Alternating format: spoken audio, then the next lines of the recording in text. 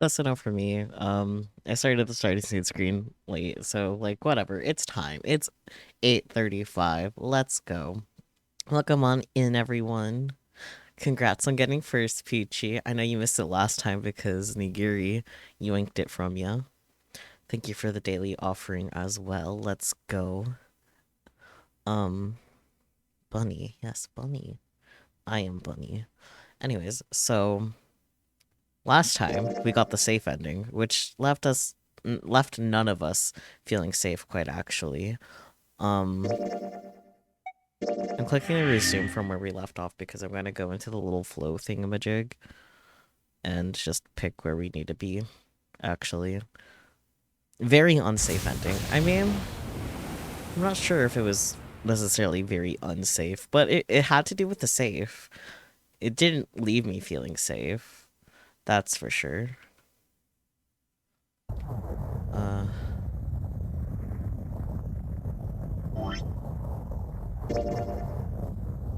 Yeah, okay, so the first split is here. And 4 and 5 doors.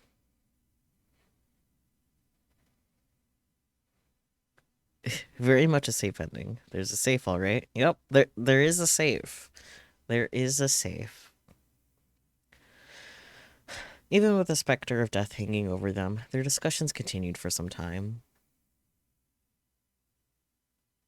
Does this take me to the right spot? I thought we were finished with that topic. Me too, Ace. Then what should we do? We should talk it through. Talk what through. Oh my god, enough! All we're doing is talking! Uh-huh.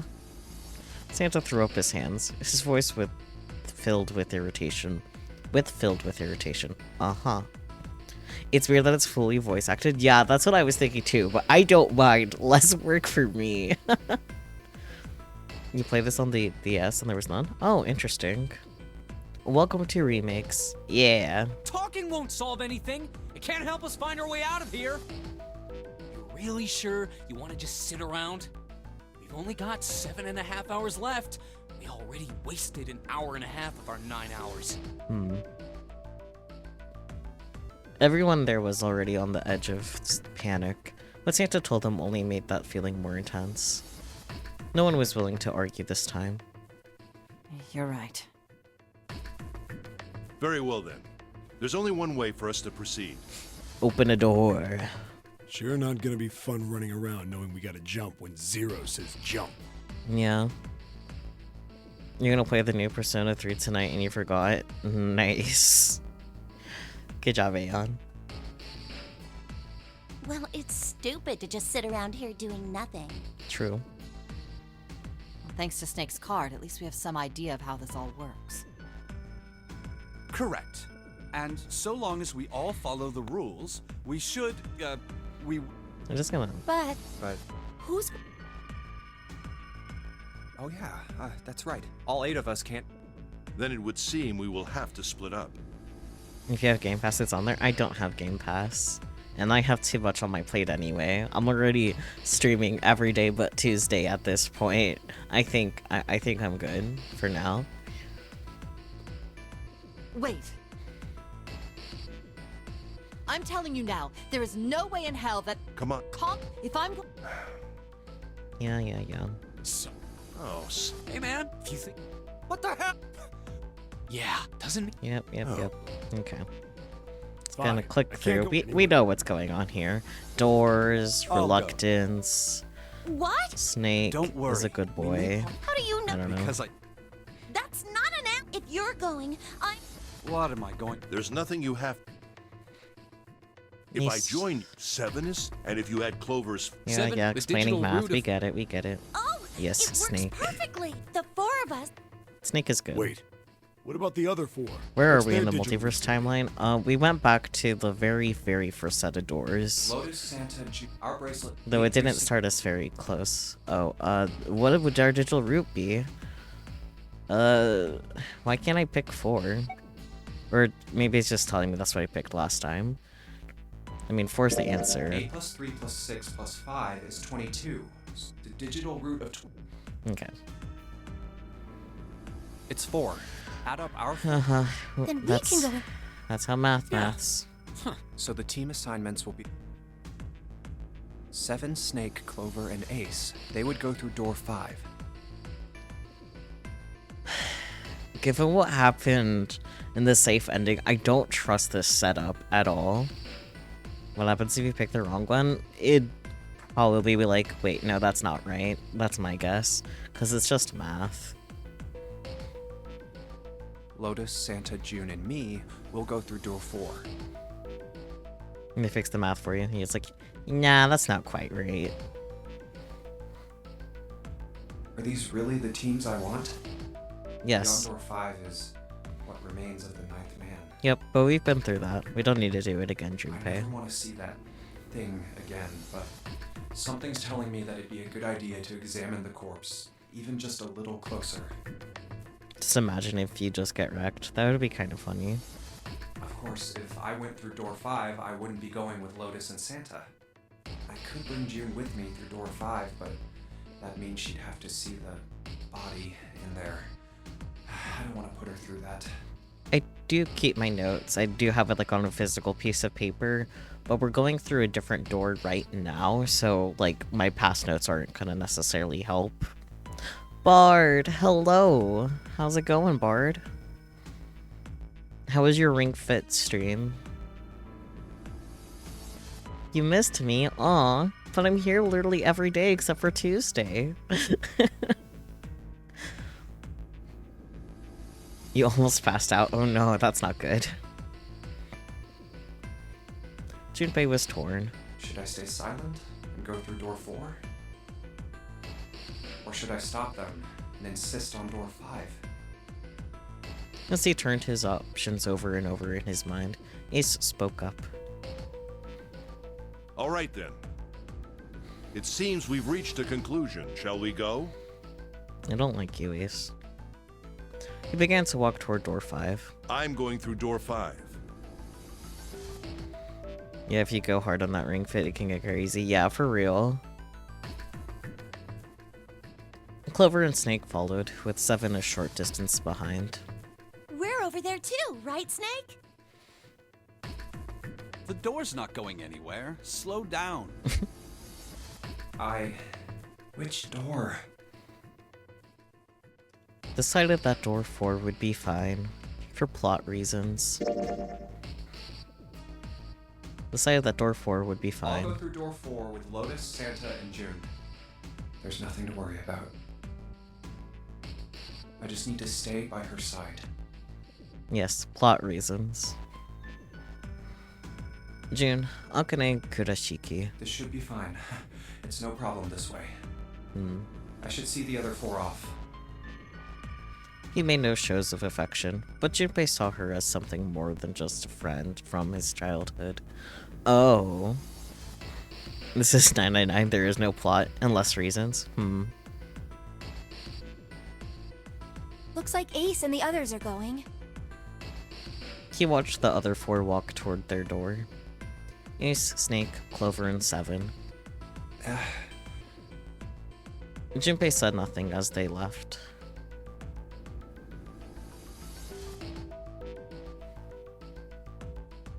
You'd like to argue there's almost too much plot, that's fair. Before long, they had reached door 5. And they talked to one another for a few seconds, saying things Junpei couldn't hear, and then laid their hands, one by one, on the scanner panel of the red. Yeah, but we don't get that until, like, late this game, early next game. Yeah, that's fair.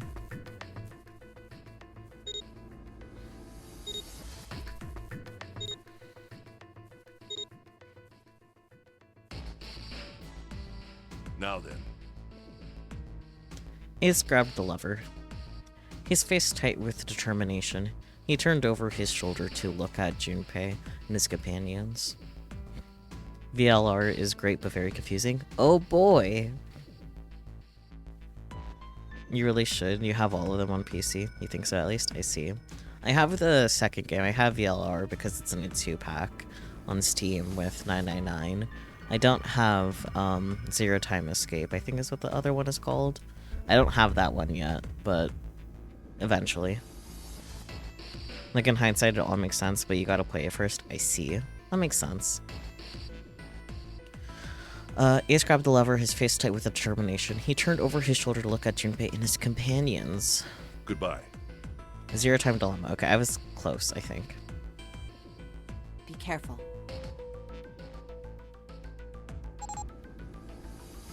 As Ace pulled the lever, the door swung open. The mouth of a great hungry beast. So horrible. Beyond the door, Junpei knew, lay the sad remains of the 9th man.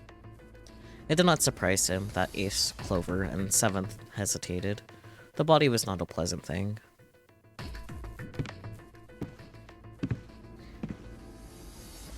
What are you doing? We need to hurry. ZTD is not well received by the fanbase, but you love it. CLR is still peak Zero Escape though. Good to know. I will keep that in mind. Maybe. I might forget too though. Snake had no such problems as his blindness made him immune to the horror. He stepped through the door, his feet making a wet splack in the pool of blood. Snake, your shoes. It's fine. Hurry! Or are you planning on dying with everyone else? I assume you haven't forgotten the door only remains open for 9 seconds, have you? Sorry, Snake. Let's go. The 3 remaining steeled themselves and stepped through the door. Door 5 swung shut, closing with a heavy finality of metal upon metal. Junpei and his companions scrambled to the door. Hey! How is it over there? Did you find anything? At least say something, will you?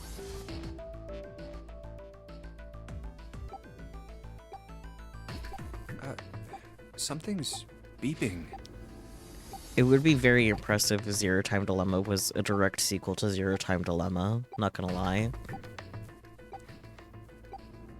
It's just like before. Probably the sound of the detonator on the bracelet. Do you think they're okay? June's face showed her concern more plainly than her words ever could. The events of ZLR happen and then CTD happens. Makes sense. Sounds like some timey-wimey self-fulfilling stuff. Maybe.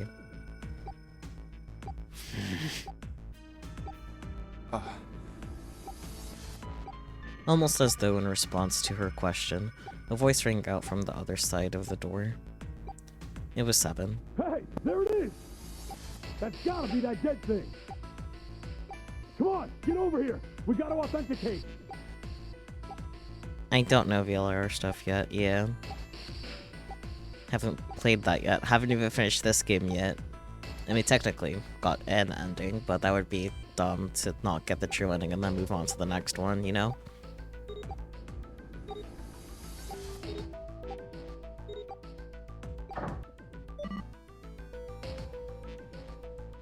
The beeping.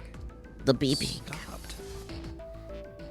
The sighs of relief were audible, even through the heavy door. Phew. Looks like it stopped.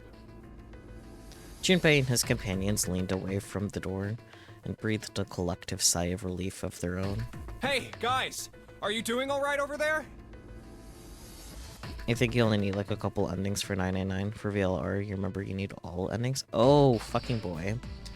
But, I did look at the flowchart like a few times, and in order to get the true ending, you have to get the safe ending first and then meet, like, answer requirements in order to get the true ending. But now that we have the safe ending out of the way, I want to, like, other than staying on door 4, I'm gonna try my best to, like, try to get the true ending on my own first, and if I don't, then I'll pull up the guide and then get the true ending and call it a day. And then move on to the next. That is my game plan. Yeah. They'd heard Seven's voice, but it wouldn't hurt to be sure. Yep, we're fine. Despite the recent danger, Clover's voice was as bubbly as ever. You know 99 has 2 preferred routes with little changes between routes for endings. I see. There's some other endings that are cool though. I see. Oh, hey, I'm gonna tell you about this whole dead thing, okay? The dead is just like the red, but the color's different. You know how the red was red? I don't know why that made me funny. The flowchart is much better in VLR because you can just teleport to any point on the flowchart. That's fair. Well, the dead is blue. Other than that, it's just like the red. Authenticating is the same too. Luckily 99 is pretty short. Yeah, it didn't take that long, so... Awesome! Thanks. That helps a lot. Well, we should probably move on now. You be careful out there. Roger that. I don't like Ace being with Clover and Snake, given what happened in the safe ending, but they might be fine for now. Junpei and the others left door 5 and headed toward door 4. Ooh. Now it's our turn. I'll go first. They stood in front of the red and placed each of their hands upon it. Even better to choose a room retry in VLR if you're taking notes, you just need the final code. Well then.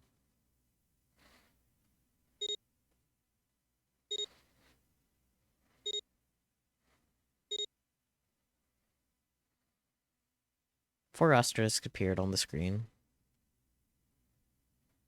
You think you get new dialogue because of it too? That's kind of funny. Junpei grabbed the lever and turned around. Okay, we ready? Yeah. Sure. Let's go. None of them looked particularly optimistic, but their faces were set. Most of it is, how did you know that? Beautiful. Excellent. Junpei nodded to them and turned back toward the red. All right. Let's go. With strength and determination, he pulled the lever. Run!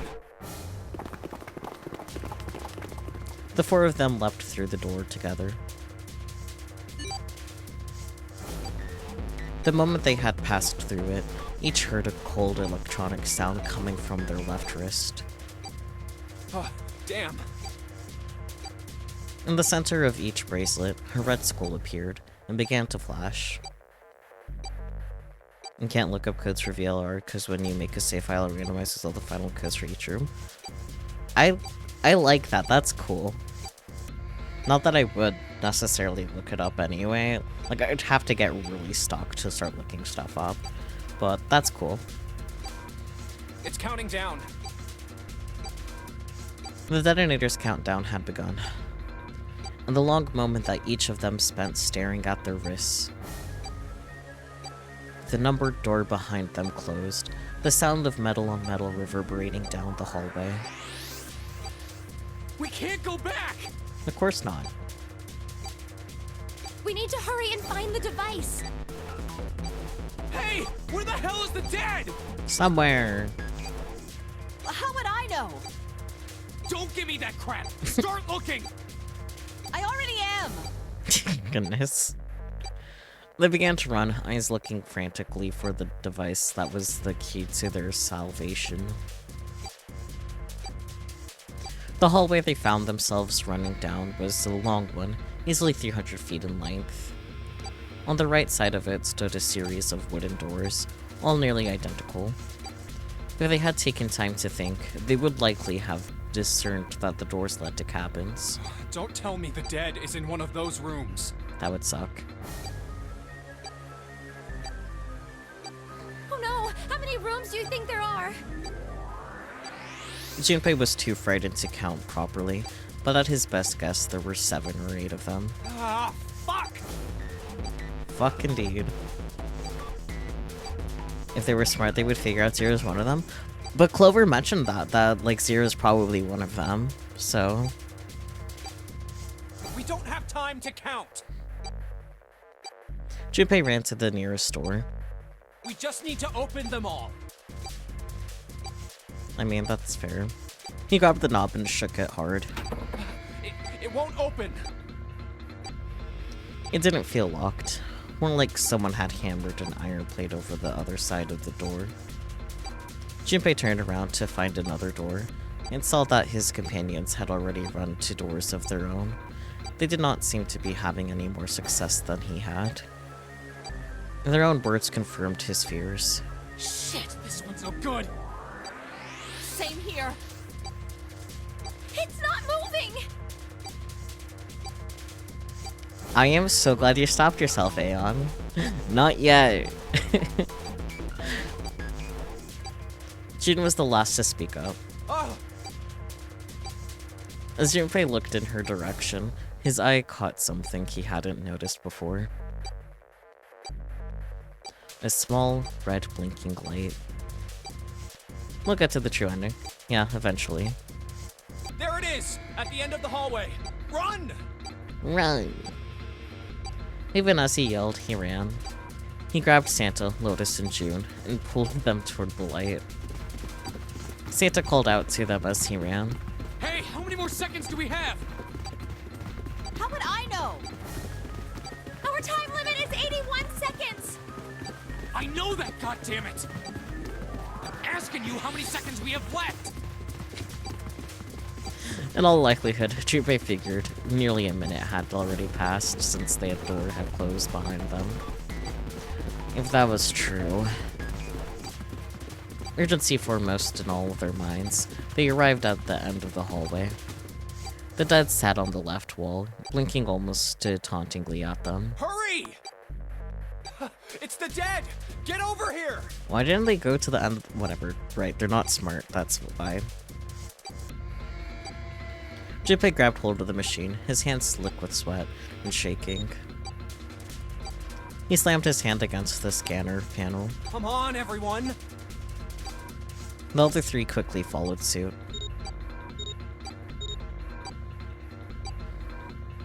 If they were smart, there wouldn't be any drama. So true. With a grunt, Santa yanked the lever downward.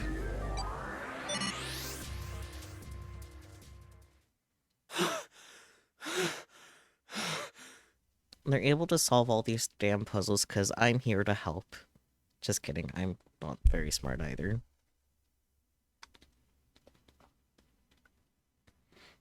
Look, put enough monkeys on typewriters. Some of them have the most asinine solutions, yeah.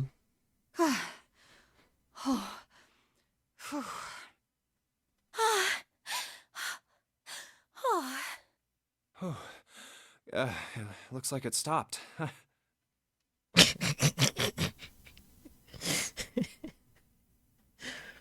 I appreciate your enthusiasm, Aeon, but... His hands beginning to steady, Junpei wiped away some of the sweat that had beaded on his forehead. As they caught their breath, the four companions began to look around.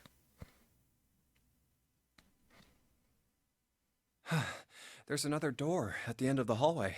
Wow, another door? He could see a heavy-looking set of double doors. So another set of doors. Not just a door, there's two. Set into the walls of the hallway on either side of the larger door were two smaller ones. I love doors, the game, yeah. Let's try this one first. And of course it won't open. Well, naturally. How many times had he come across similar doors with similar results, he wondered. Or perhaps he corrected himself. More lack of results. And whatever the reason, the door remained firm and unyielding, and refused to allow Junpei or anyone else passage. Doors the game is very eye-opening. A keyhole. It's a manhole. Above the keyhole was a small symbol, engraved in the brass. What's this mark? Mail? He wasn't quite sure what to make of it. It stared at it for a moment in confusion. It was June that corrected him. No. Unless June says it's a manhole, she's incorrect. No, not exactly. That's probably the symbol of Mars. So manhole. Well, technically, they are the same symbol. Yeah, exactly. But I saw a number of similar symbols near the main stairway. The symbols of the solar system. Oh, that's right. The sun, Saturn, and Earth. At least that's what I'm assuming. I think it's funnier if it's just a manhole, June. So this isn't the man symbol. It's a symbol for Mars? It's both, genius. Only guys can go through this door. Sorry, June. Lotus. I think so, yes. I see. Wait, where's Santa? While Junpei and June talked, Santa had disappeared. Of course he did. They turned to find him some distance down the hallway. He had gone to check the other doors. Fair enough, I guess. He can't play the game now.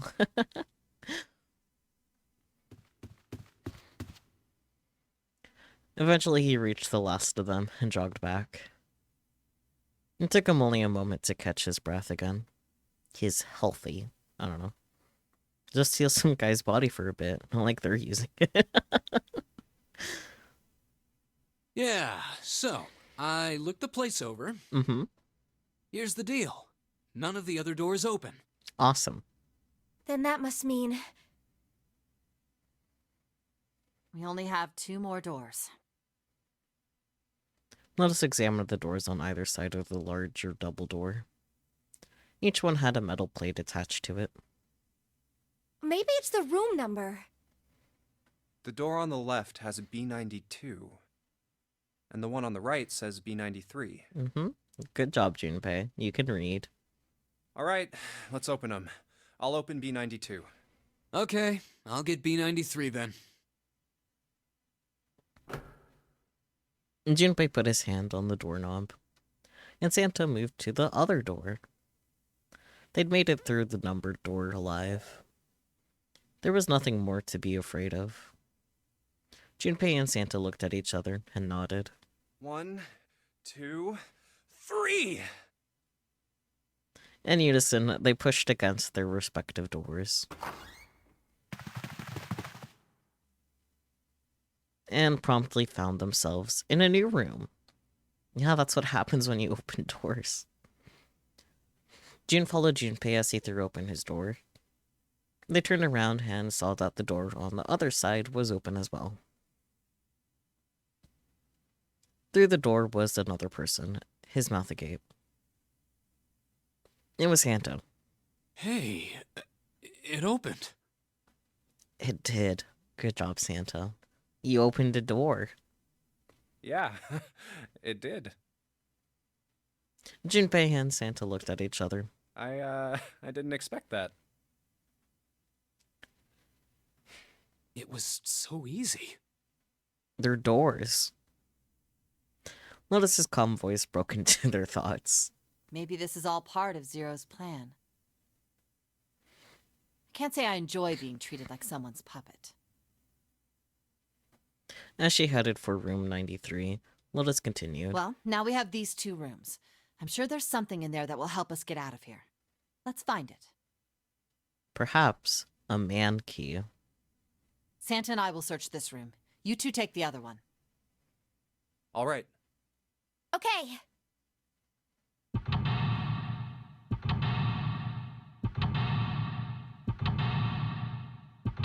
Doors.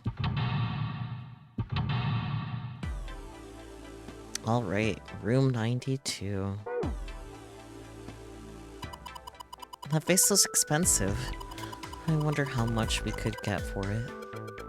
Are you gonna steal it? Weird, but okay. This is kind of weird looking picture.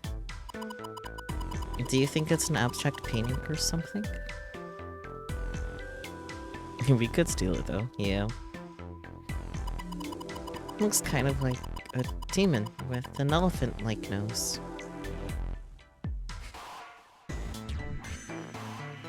Oh, Aeon. Poor little Aeon. Trapped in ads. What shall ever be done for poor little Aeon? I mean, Aeon, if you want me back so bad, just 5 smackaroos, you know?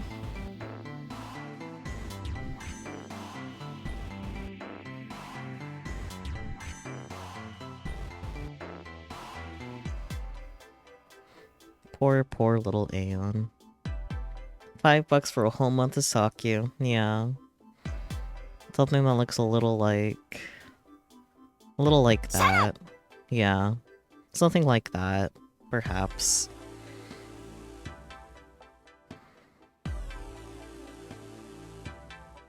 Ew, military commercial. Oh no. You're welcome, Aeon. Anyways, it looks like a demon with an elephant-like nose. Sucking on a human being's brain. Okay. Where the hell did that come from? What's her brain made of? Can't say I don't mind finding out a little more about what goes on in there. I'm not sure. You just got turbo for that reason. It's pretty meh. That's fair.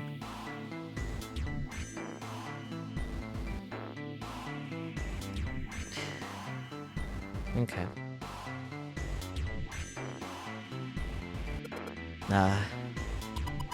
Jumpy, what are you doing? We don't have the time to be relaxing on a sofa. Okay. Matches! Let's start a fire! It doesn't have like a special things thingy. Oh, weird. It's a box of matches. There are matches inside, obviously. Okay.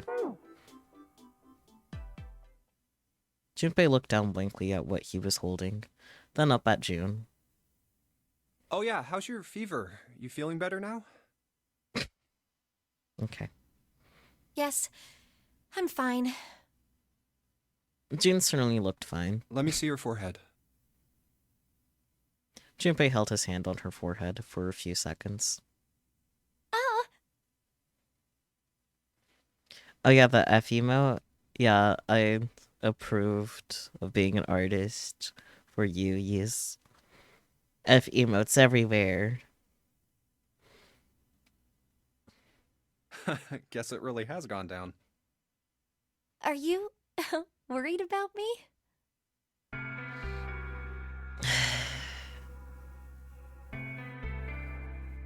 Why is this a choice? Man, I don't care about their romance subplot. Yeah, I guess I am. June blushed and giggled. By the way, Jumpy? Hmm? How did you end up here? Magic. What do you mean? I told you earlier, didn't I? There was a man with a gas mask when you got home at night. Now you're supposed to be a Cinder ass motherfucker. Oh dear. You inhaled some white smoke and passed out. When you woke up, you were on D-deck. Damn straight. Damn straight. But is that really the truth? But you're alone together with the girl. Romance is bound to happen. Or at least in hetero scenarios, that's how it works. I don't care about the romance subplot. What? Jumpy, are you hiding something from me? Huh? Are you hiding something, June? What the fuck? No, why would I? Well, if you think about it, this is awfully suspicious. I mean, yeah, but what makes you think... I Oh my mean, god. why would two childhood friends bump into each other in a place like this? Hey, I could ask you the same thing. Are you hiding something? Oh boy. Imagine being straight. I could never. What would I hide? Right back at you, June? Look, June, if he wanted to kidnap you, he wouldn't kidnap 7 other people. So fucking true. Well, I don't know. Anything. I mean, you're hiding it. How would I know? You mean like the number of men I've dated? Huh?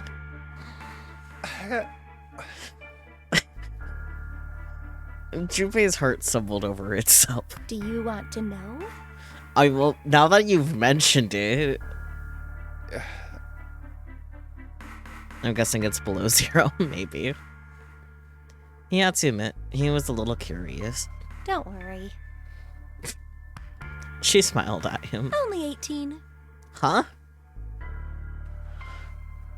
Yeah. How old are you, June? 18 can be kind of a lot. Times 0. Okay. Just gonna flick her forehead. Jesus. Yeah, I guess I just haven't met Mr. Right yet. Well, does that mean you've already met Mr. Left? She had us in the first half, so true. June looked a little embarrassed and scratched the back of her head in a desperate attempt to seem nonchalant. 18 is divisible by 9. I know, that worried me. Yeah, I see. Junpei coughed quietly in much the same way. Anyway, I'm not hiding anything. I don't believe you. So true, Spooky. So between June and Junpei, they could each date 9 people. Oh dear. Just like you, Jumpy. When I woke up, I was on D deck. Well, you do have a point. I mean, why did Zero pick us? We haven't seen each other since elementary school.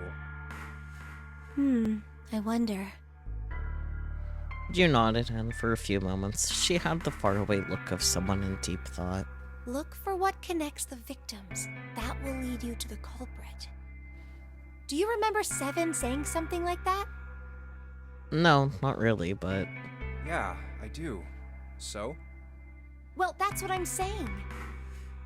I think this must all have something to do with a classmate of ours.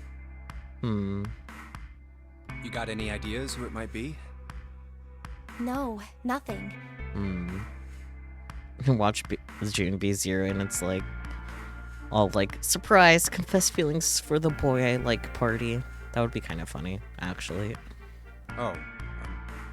I am kind of suspicious of June possibly being 0, though. For a few different reasons, but I am sus of June.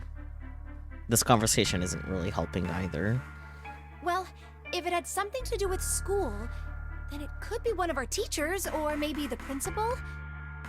Share with the class? I mean, given the safe ending, like, June was alone with Santa, and then they both disappeared, and then June was randomly in the little chapel area by herself, and then she too magically disappeared shortly after. Like, as soon as Junpei stopped looking at her, she was gone again. And then also, the 0 watch too. I haven't done any ending other than the safe ending, Aeon. Hold your horses. But the 0 watch too from the safe ending, like, that ended up adding up to 6. But I'm also suspicious of Santa too, for some of those same reasons, but also other reasons too. But also, 6 plus 3 equals 9, so I wouldn't be surprised if the two of them are working together as both 0, you know? But that's just a theory. A game theory. Or the janitor, or the lunch lady. No, I can barely remember any of them. Yeah, I know. Thoughts? Santa is definitely the most suspicious given everything that happened in the safe ending, though. So far. Junpei went back to searching, feeling unpleasant and... Yeah, okay. He went back to searching, feeling unpleasant and confused. Elementary school. Elementary school. Was there anything strange that had happened in elementary school? As he searched the room, he continued to rack his brain. It's a display case. But there's nothing being displayed. How sad. Looks like the drawers are empty too. Damn. You're dead. You can't talk about anything, so you must keep your mouth shut. Yeah? Yeah. Have fun with that, Aeon. You're gonna suffer for a while like that.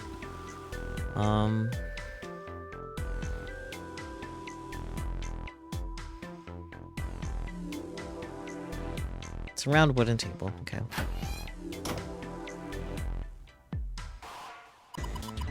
It's a bottle with water in it. This is a bedroom. And they probably have it here because your throat always feels dry when you wake up, you know? My throat's dry, but I think that's because I'm a little nervous right now. Well, we did run a lot, so we're kind of sweaty.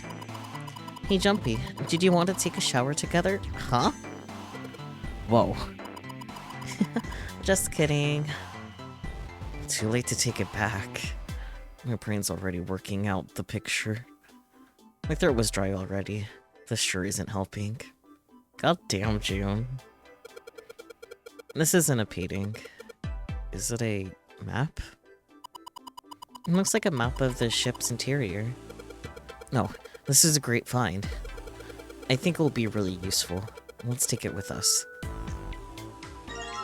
And it's now possible to use the map screen. Mail. Map. Junpei took one last look at the map, then folded it up and slid it back into his pocket. June looked up as he closed it. This ship is bigger than I thought. Yeah, that's how ships be. Yeah, it's probably about 900 feet long. Must be one of those fancy cruise ships. Of course, it doesn't really look like a cruise ship. Everything in here is really retro. Huh. Even if it's just some sort of style choice, there's just too much. Do you remember what Zero said? Nope.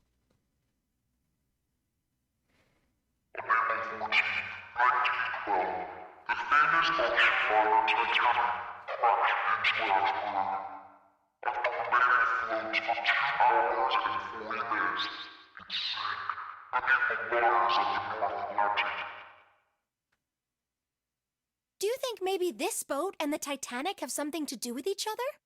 I mean, a little bit. Like they're cousins or something.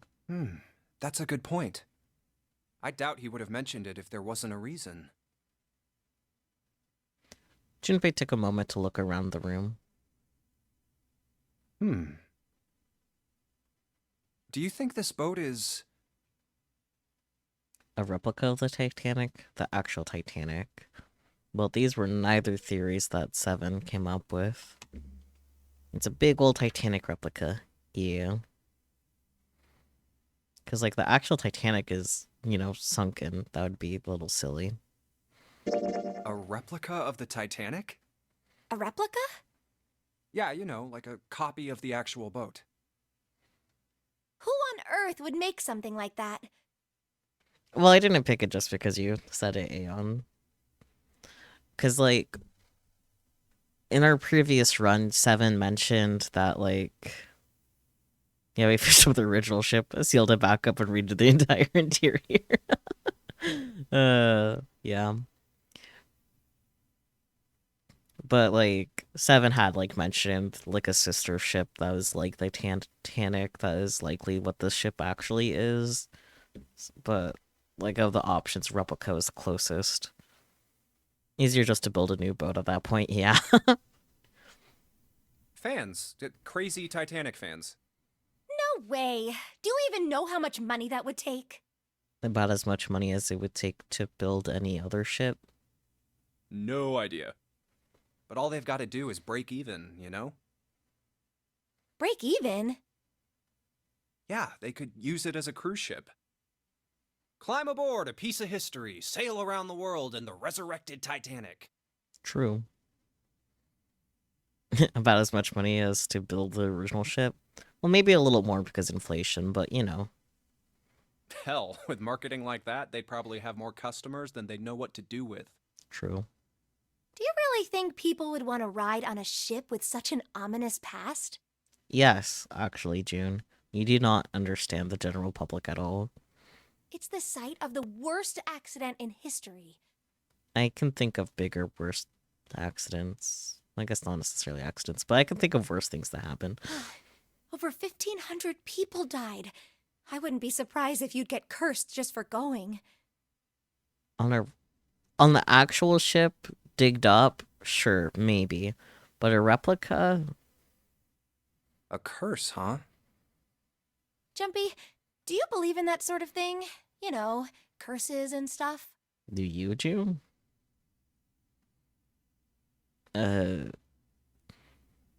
Where's the depends answer?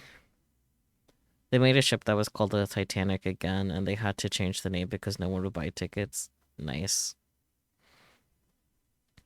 I don't know, man. Like, it depends. Why is there no in-between answer?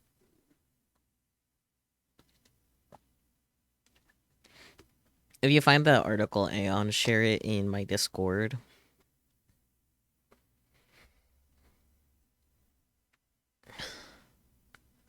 I don't know. I hate yes or no's when the answer is maybe. Yes, say yes. Do it. Does anyone else object in chat to saying yes?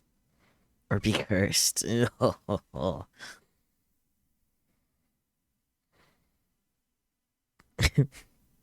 Any objections to saying yes, I believe in curses, though?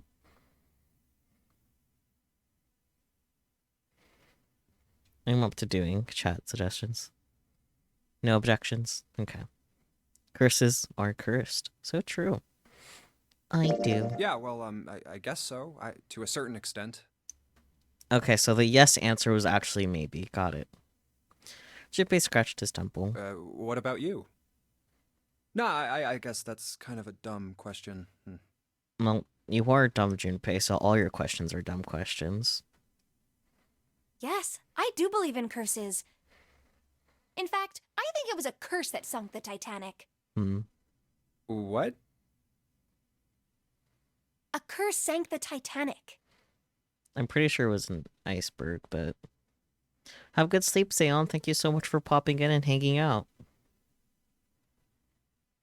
I mean, sure, if you want to call an iceberg a curse, that's what I was saying.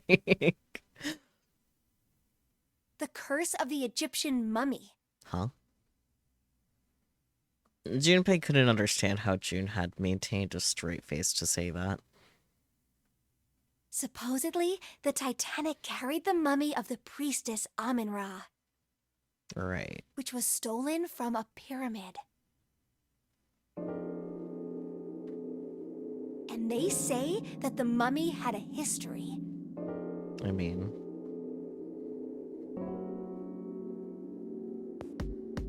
Well, there's no guarantee I'm getting the true ending this first try, A1, but I appreciate the confidence. Everyone involved with it died mysterious deaths. Come on, I'm sure you've heard of it before. Those who open the coffin will be forever cursed. Haven't you ever heard that one? So you're saying the Titanic sunk because of that curse? That's right! June's eyes had lit up with excitement, like a child with a new toy. That mummy, the priestess? It's wacky, you wanna know what I think? Well, you're just gonna have to come by every time I stream Zero Escape 999. Or watch the Vods. Supposedly, she was special. What do you mean? Well, supposedly, she was really pretty. Are you gay, June? Pretty? Yes, But she was a mummy. that's right. Usually sleep by like 2 hours ago. Oof. Yeah, just watch the VODs when you can then. She wasn't all shriveled up or rotten or anything. She almost looked alive. Oh, okay, I get it. Okay, it's that thing. I don't remember the name. Where your body turns into some kind of wax? Yeah? The fat in it turns into something kind of like candle wax, right? And Yes, saponification, but that's not what it was. huh? That's not it. She wasn't wax. Then what was it? Mummification. Sorry. They say that she was frozen. Sleep well, Aeon. What? Frozen? That's right. The whole body was frozen solid. You know how a human body is more than 60% water? Well, all of that water was frozen. The story says that from the time of its discovery all the way through to when it got put on the Titanic, even though it was carried through the desert, her body never melted. That's crazy. I think so too, but maybe it's true and we just didn't know about it before. I didn't know? Yep. Maybe it's common sense to eat shaved ice in the desert because it lasts forever. Huh? Nah, that seems too silly to be true. But maybe it isn't. It just appears that way because you didn't know it was true. I mean, sure, but Well, yeah,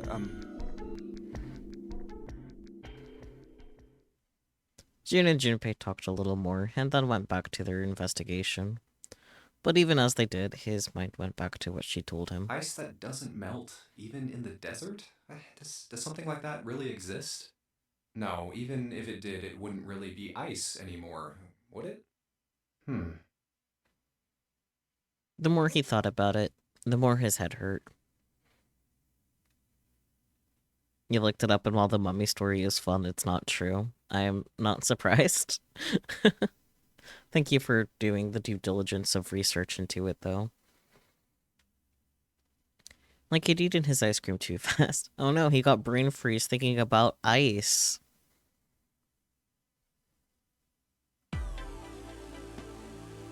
Bed. It's a light blue blanket with some designs on it. Someone's made the bed, or at least never unmade it. There's only bed sheets under the blanket. Nothing exciting. Look, there's two pillows right next to each other. I guess it's a double. Huh? What's up? You're turning red. Oh man, is your fever back? Hey, are you alright? Do you need to lay down for a minute? I'm fine. I think it's a little early for that. Huh? Hey, seriously, are you really okay?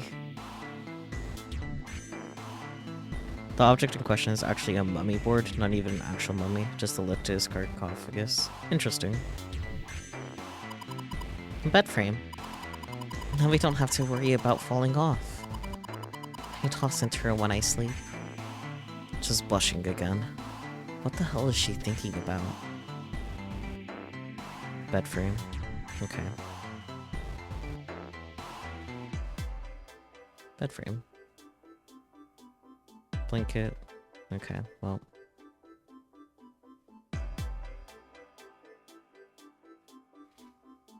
And there's no recording of the Titanic having a mummy on board. I see, I see. There's nothing left in the frame. Alright. A key! Wow. A key. Do you think it's the key to the dresser? I mean, it said dresser key when we opened it, so... It's a dresser. There's nothing on top. There's nothing inside. This is the mirror for the dresser. And now she's playing with her hair. Does she even realize she's doing that? Hey. We don't have time for that. Come on. It's not like there's anyone here you need to impress. Yes, there is. Who? Take the fucking hint, Junpei. What are you so quiet all of a sudden? Forget it, Jumpy. Goodness.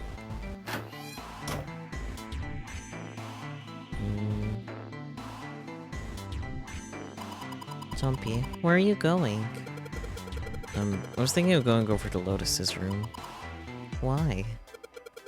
What do you mean, why? I'm just gonna go check up on them. Is there something wrong with that? No. Come back soon. Sure thing. I'll leave the rest to you. Sure. Leave it to me. Alright, off to the other room. Okay.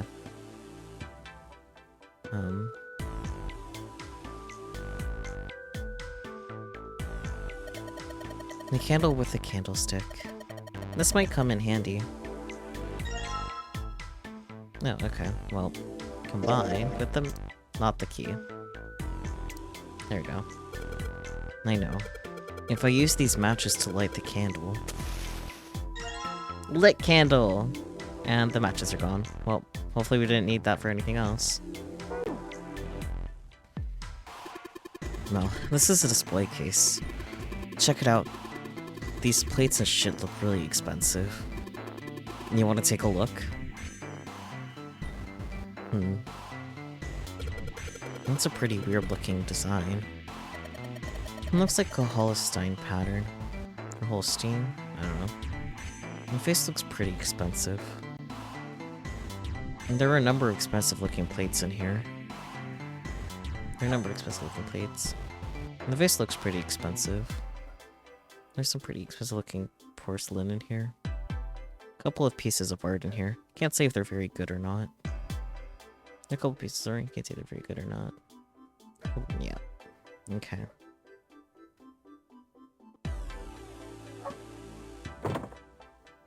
Come on, you stupid thing. Open. It's locked. Fucking dog. Dog, shut up! You're interrupting my game. I must dog.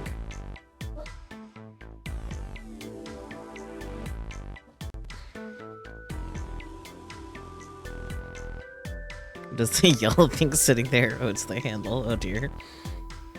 Yeah, looks that way. And then we need to find the key that opens it. Damn. I guess this is the wrong key. That means there's gotta be another one somewhere around here. Otherwise we aren't gonna be able to open this thing. It's worth the try. Looks like a valuable vase. Empty though. There seems to be a room on the left side of the vase. There's a little tile with black and white pattern on it. Hey, there's a square tile in this frame. I think I saw a tile like that somewhere else. Okay, so gotta grab the other one. Got it. Door. This thing's a little shelf for putting soap on. And that's the shower knob. I tried turning it, but no water comes out. Shower knob. Doesn't matter how far you twist it, no water comes out. And this is the bathroom wall. And the whole wall is covered in these square tiles.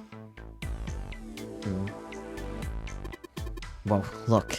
Junpei. There's a mushroom growing out of the wall. And that's the shower head. Okay. They've all got geometric shapes on them. Interesting. Is there anything in the toilet? Guess not. The tank's empty too. There's some toilet paper. We've got 2 rolls, I guess. Interesting.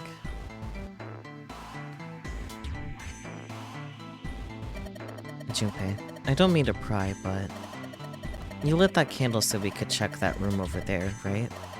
I mean, it is dark, you know. Yeah, so? Well, you need to take it with you then. Otherwise, there's not really much point in lighting it. Fine. Awesome. With the light from the candle, maybe we can take a look around over here. But it gets so hot when I hold it. I want to put it down. Well, why don't you set it on top of the dresser? It's flat there. At least it won't fall over. Oh, yeah. Good idea.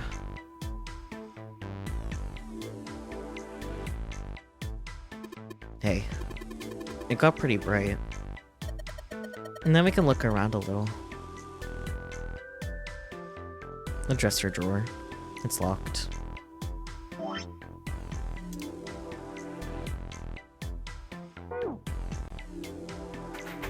Let's see if this... Yes! Yes, it worked. Oh, okay. I'm sensing a pattern. There's a tile inside this drawer. Nothing else besides the tile, though. Dog. There's a picture of an old cruise ship. Is it the Titanic? Curtain! Anything under the blanket? Nope, nothing suspicious here. 2 pillows in a pile. No. A pile of pillows. Is that supposed to be some kind of joke? Hey, calm down. Huh? Hey, what the hell? It just got dark all of a sudden. Maybe the candle got blown out? We should go see. Huh?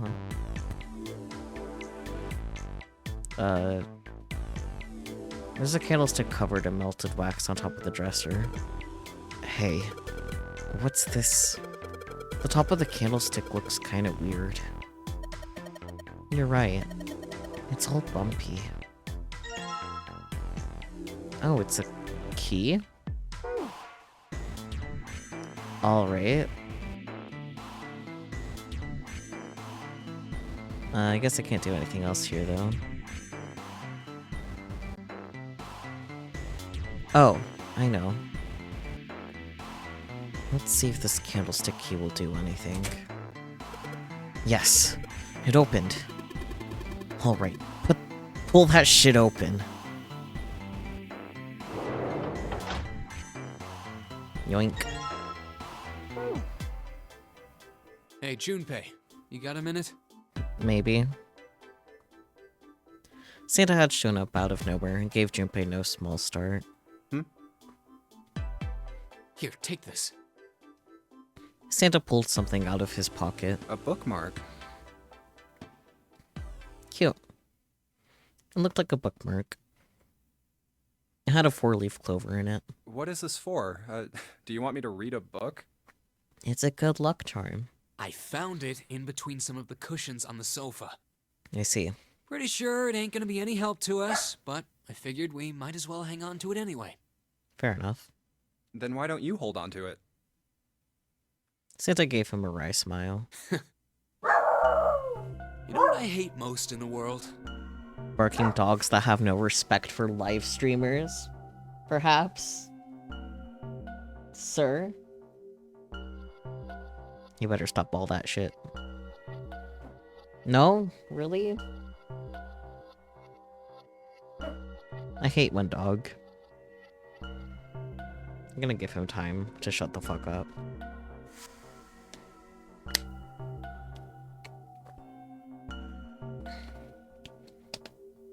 Okay, hopefully he stopped. I got 4 things. Oh boy. Hope, faith, love, and luck.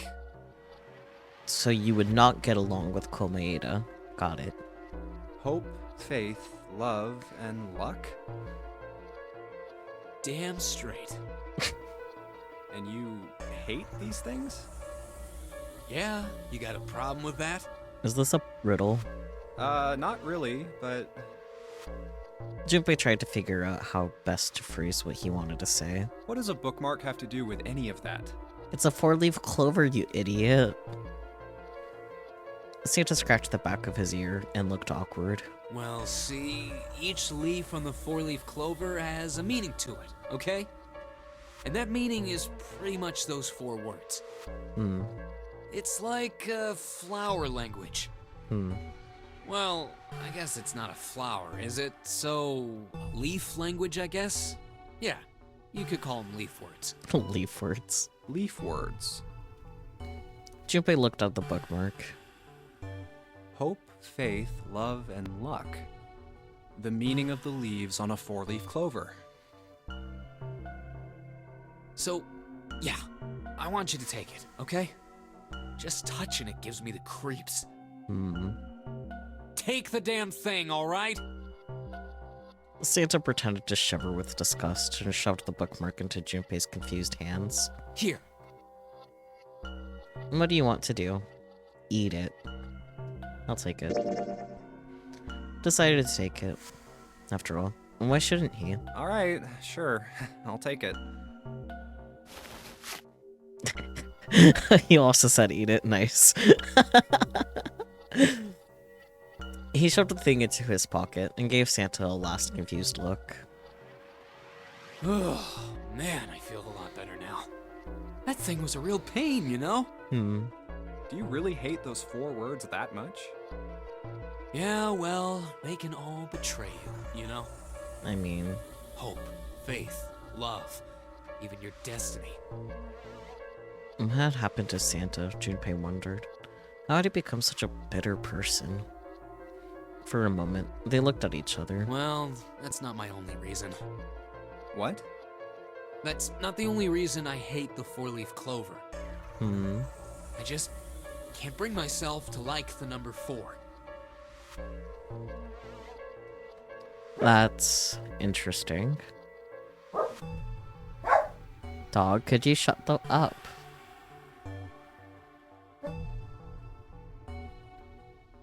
What, worried about the 4 horsemen? Nah, come on, man. That's just silly. Maybe back in the Dark Ages that kind of crap scared people. But this is the 21st century, and I'm a 21st century guy. Uh-huh. I'm a little insulted. Then why do you hate 4 so much? Oh, because it means death. Japanese. 'Cause it's a half-ass number. It's a half-ass number. Sure. Not the best or the worst. That's why. Okay. What? 9 is a way better number.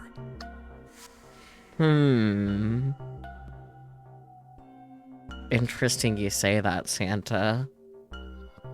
So what if it's last place, right? At least it's not some lame-ass middle number. Huh. What are you... Santa's explanation made no sense. Junpei was even more confused than before. You play? Huh? play?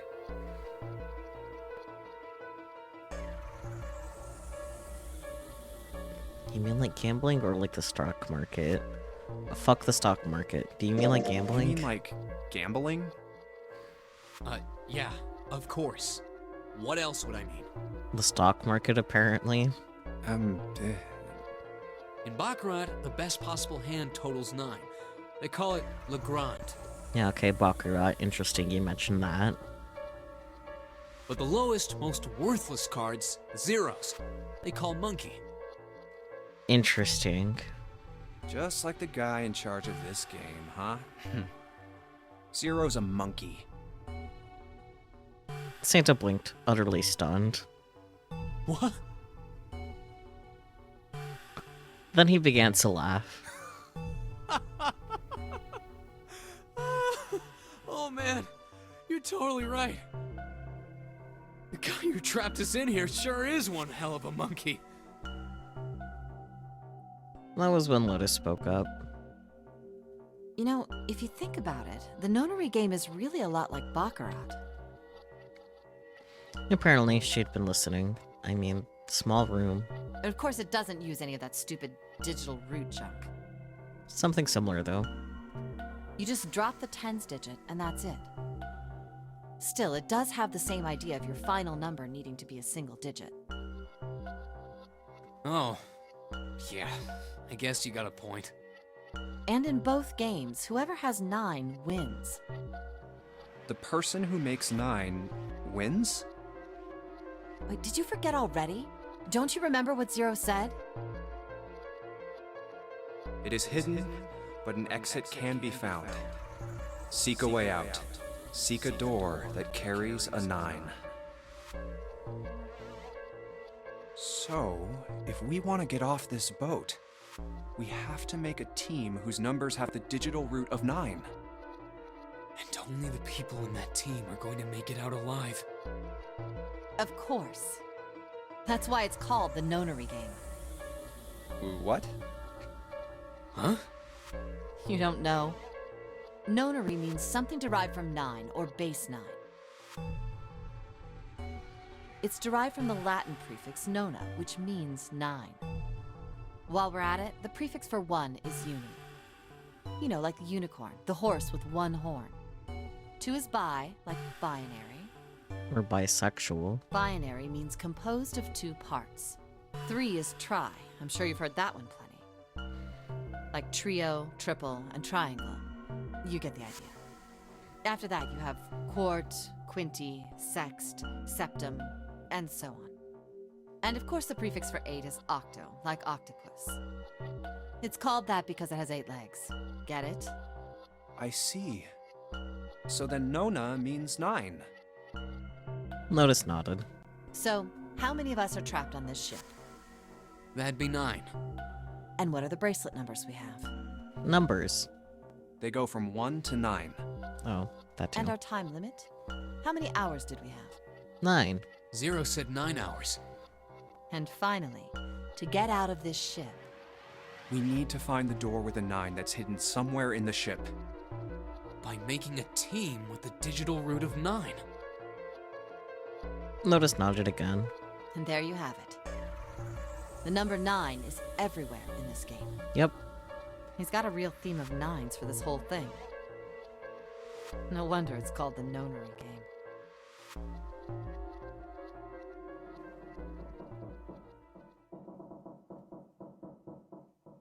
Somewhere far away, Junpei heard the creak of stressed metal. It sounded almost like Zero laughing at them. Like the sad, desperate scream of a pig headed to the slaughterhouse.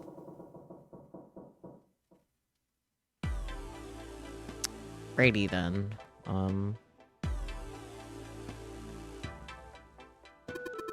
Hey Junpei, the tile you've got. You think we're supposed to put it in that blah blah blah blah blah. You think maybe you're supposed to put it in one of those empty spaces? I mean, the pattern does look kind of the same, doesn't it? He's right. I think so too. But if that is the case, you're going to need to collect all 3 tiles, right?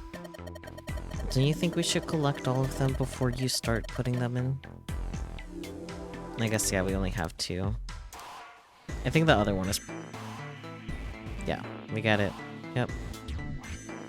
It's probably with, June, maybe. What's up? You're going back already? Well, I can't just leave June there by herself. What, you think you're her knight or her protector or something? You're creeping me out. Whatever, man. I'm going.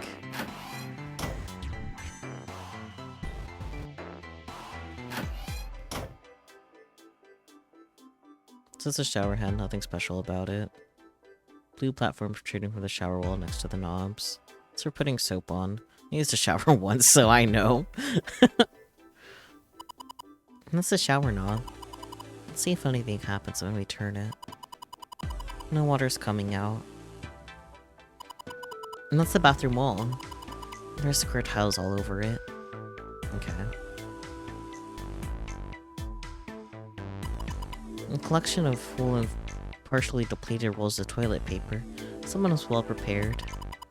There's nothing too suspicious about it. And let's check the toilet. There's nothing there. The tank's empty too. There isn't even any water in it. Shower curtains, huh? Let's try closing it. Now I can see the full expanse of the shower curtain. So in all its waterproof glory. There's nothing. Suspicious. It's just a normal old shower curtain. Narrow shower. I'm standing in it with June. This is awkward. Time to open the curtain. Okay, so that means the other bathroom doesn't have a curtain. Yeah. Why don't we go back to the living room? Okay. Let's go back.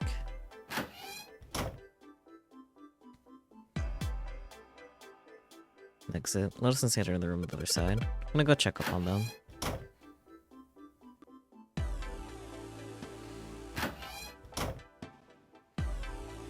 Yeah, there isn't.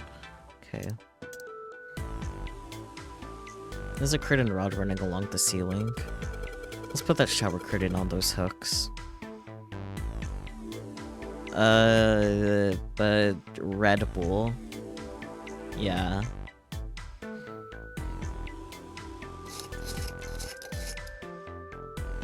Snackies, yeah. Let's try spreading the curtains.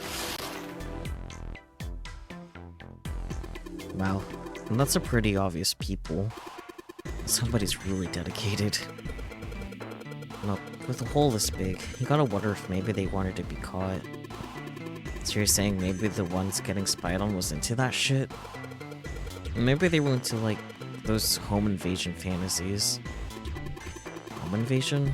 Interesting. I see. You two are real idiots, you know that? You're hoping for a 12-pack soda option, but you'll grab a Red Bull too?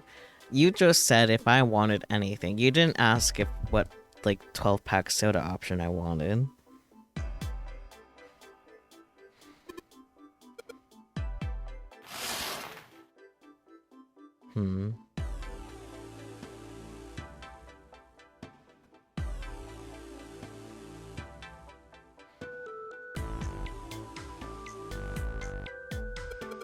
Let's try spreading the curtains. There's a hole in the curtain. If you look at it from a ways back, you can see a single tile. Alright, from here I can see what tile it is. Looks like it's 5th from the top and 3rd from the right. Should I write that down?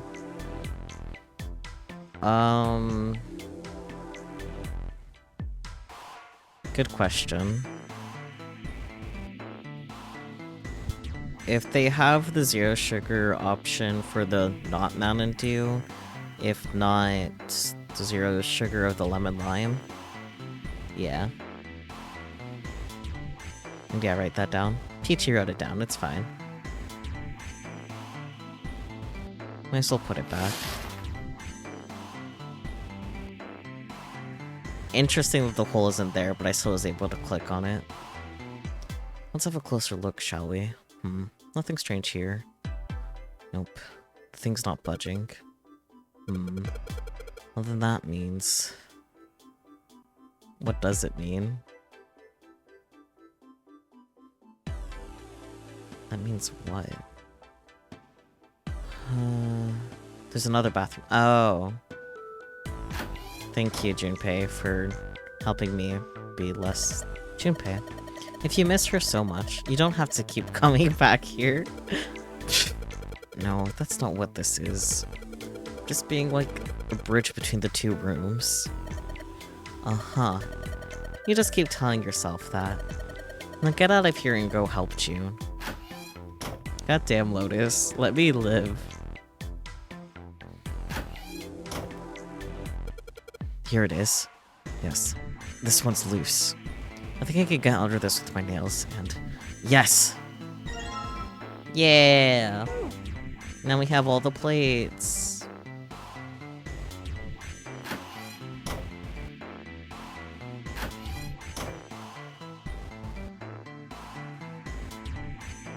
I fucked up.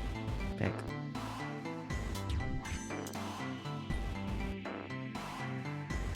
There's a tile in the frame. So I guess I'm supposed to put the tiles in the empty spaces. Alright, I'm gonna give it a shot.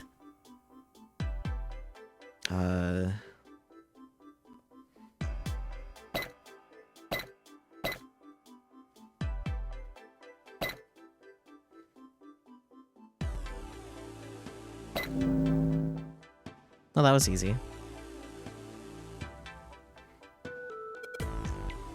Do you have to make the two pictures match? Yeah. Yes. I did it. There. Picture complete. And there goes the frame. What's this?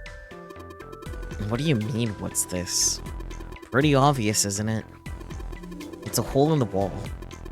Like a hidden safe or something, you know? Anyway, let's take a look. I think there's something inside. A key. A man key. Junpei messed around a bit with the key he had and looked blankly at the picture that slid down. What's the deal with this picture anyway? Santa had only been mumbling to himself, but it drew Lotus's attention. She looked at the picture and paused. I think I've seen this picture before. Yeah, it's in the other room. Where? In a book. Oh. There's a British biochemist named Sheldrake. He has a rather interesting theory. I saw this picture in his book. What's this interesting theory? Morphogenetic fields, which relies on the theory of morphic resonance. Man, I can't deal with this. Just listening to you talk about it is giving me a headache. Santa put his hands on his head, as though he were in great pain. Lotus merely arched an eyebrow in his direction and continued. It's not a difficult concept to grasp. In essence, he states that the shape of living organisms and their behavioral patterns are transmitted through a field not visible to the eye. What part of that isn't difficult, exactly? Lotus did not look pleased. All right, how about this? Theory of the telepathic mechanism.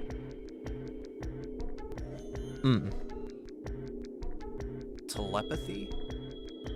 Interesting that that's being mentioned again. Yes, telepathy. Well, perhaps not exactly telepathy, but it's close enough for a simple approximation. Santa suddenly burst into laughter.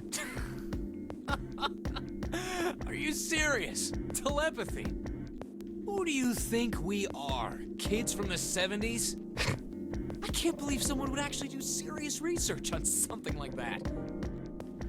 Yes, I agree. Lotus's response was surprisingly curt.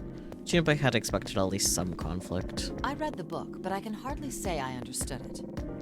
I'm in no position to defend or condemn anything it said.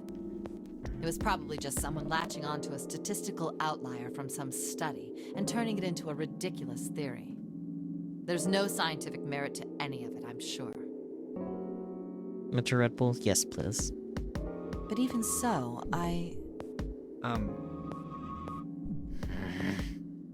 Anyway, I saw a picture like that one in his book.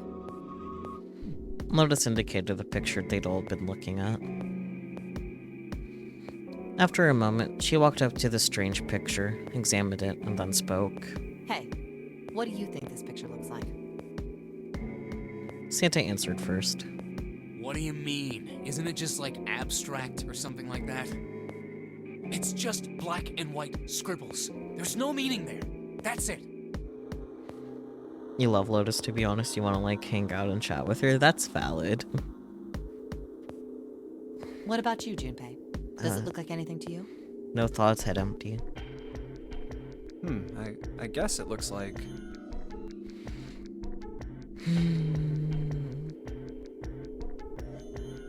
What the fuck is Finyaripa?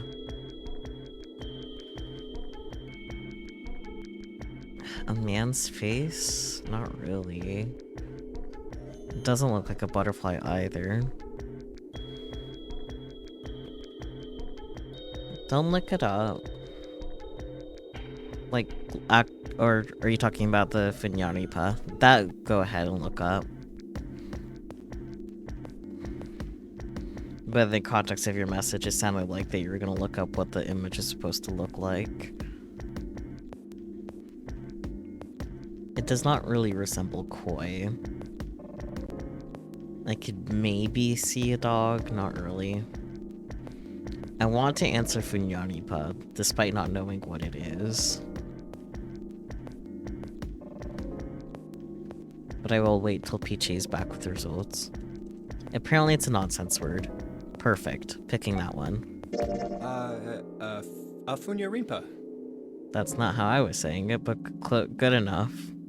See? I mean, this totally looks like one. And here and here. Junpei indicated parts of the picture that looked exactly like the other parts. After 3 seconds of silence, Lotus looked at Junpei. What the hell is a Funyarimpa?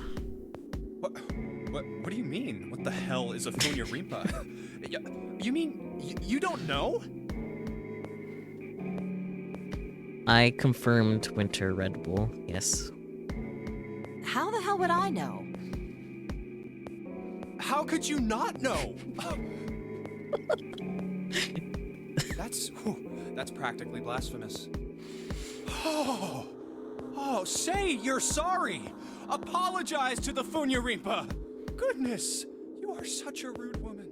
Junpei, you're going into the bit too hard now. Another 3 seconds of awkward silence went by. Lotus opened her mouth as she shook. Junpei, are you just screwing around? Maybe.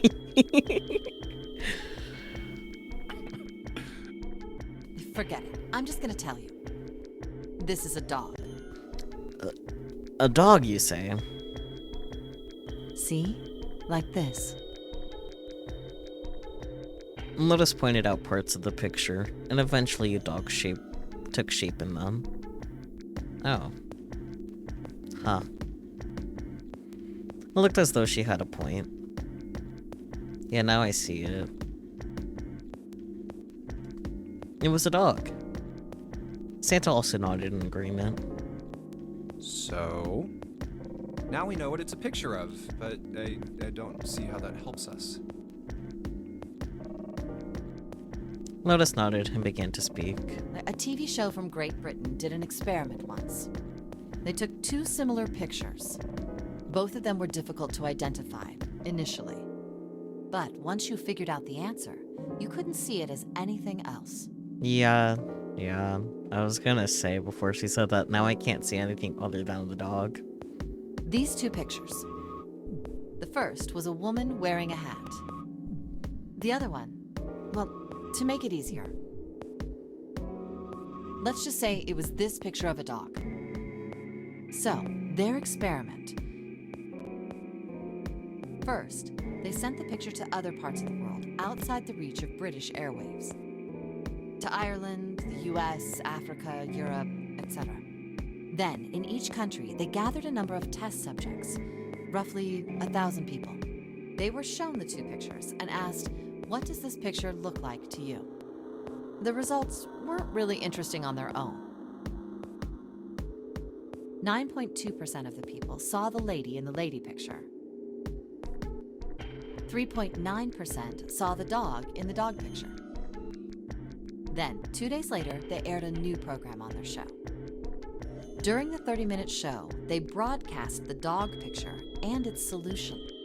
The audience was estimated to be 200,000 people.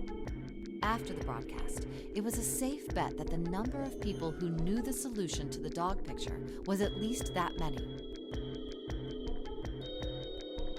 After another 2 days passed, they gathered more research subjects from areas outside the reach of British TV and radio.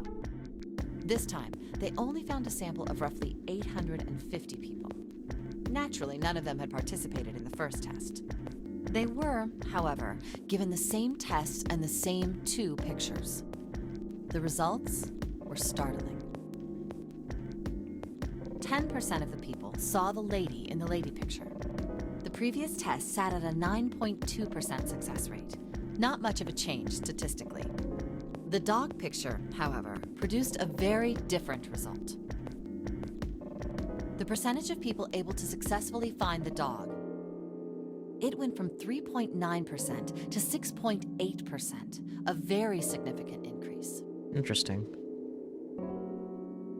So do you understand? Do you realize the significance of this experiment? There was no way the second group could have seen the picture. They lived far away from Britain and couldn't have seen it. But even so, it was only the success rate for the dog picture that went up. Why? How did that happen? What does it mean? Lotus looked back and forth from Junpei to Santa and back again. Normally calm and collected, she looked now as though she were very nearly possessed, and there was something manic about her manner. Santa took an involuntary step backward. Junpei didn't budge and stared straight back into Lotus's eyes. Oh, wait, does this have something to do with that field, or whatever it was that you were talking about earlier? A field not visible to the eye. So, if more people know the answer, then that information will pass through the field. Huh. Psych! Her manner suddenly shifted, and Lotus smiled broadly at Junpei and Santa. She waved her hand dismissively, doing her best to laugh the whole confrontation off. I was just kidding. You really shouldn't take me seriously. Well, I mean, the things I just told you about are true. They really did happen. But the results of that experiment really aren't anything to go by. They could have easily falsified them. In the end, I'm sure they were just in it for the ratings. They are a TV station after all. At last, it seemed that Santa had gained control of his composure. Right! Man, I gotta admit, you had me there for a minute. I, really thought you were serious. Of course not. Like I told you before, I'm sure it's all just pseudoscience. Oh, okay, right. Santa and Lotus laughed and gave one another jovial claps on the shoulder. Junpei, however, didn't feel so much like laughing. Something felt wrong, unclear. All right, enough nonsense. We've got the key. Let's get out of here. Word. Word. Lotus and Santa walked away from the picture. But Junpei stayed, staring at the picture of the dog. A field not visible to the naked eye. Morphogenetic field.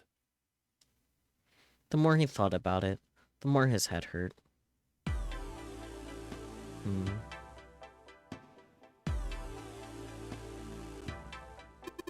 Alright, let's go to the hallway. I'll go get June. You guys head to the door. Okay. Roger that.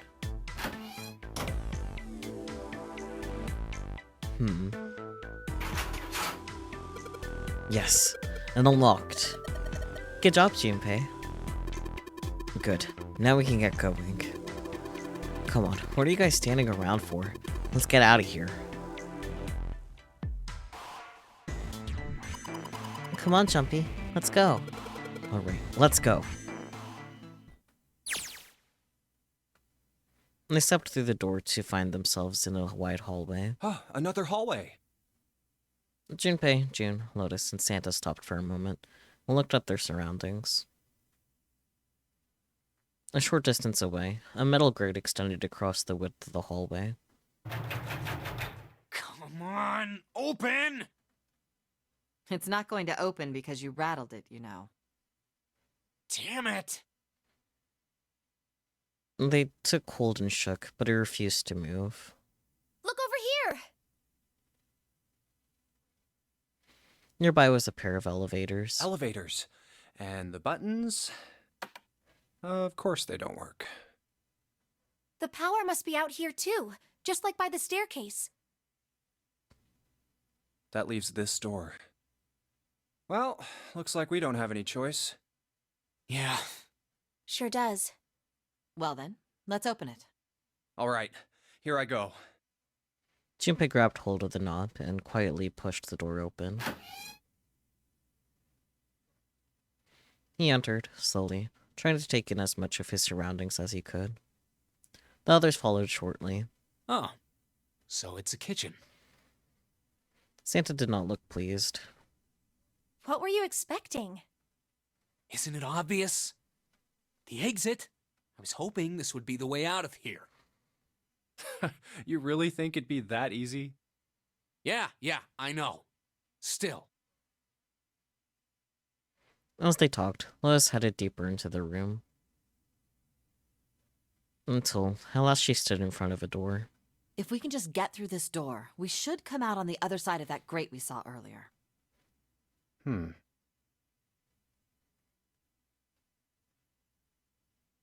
Okay. That was just randomly not voiced. Interesting. But don't we need a key for that? No good. Sorry. I guess that wasn't very constructive. Neither Junpei nor Lotus looked terribly happy.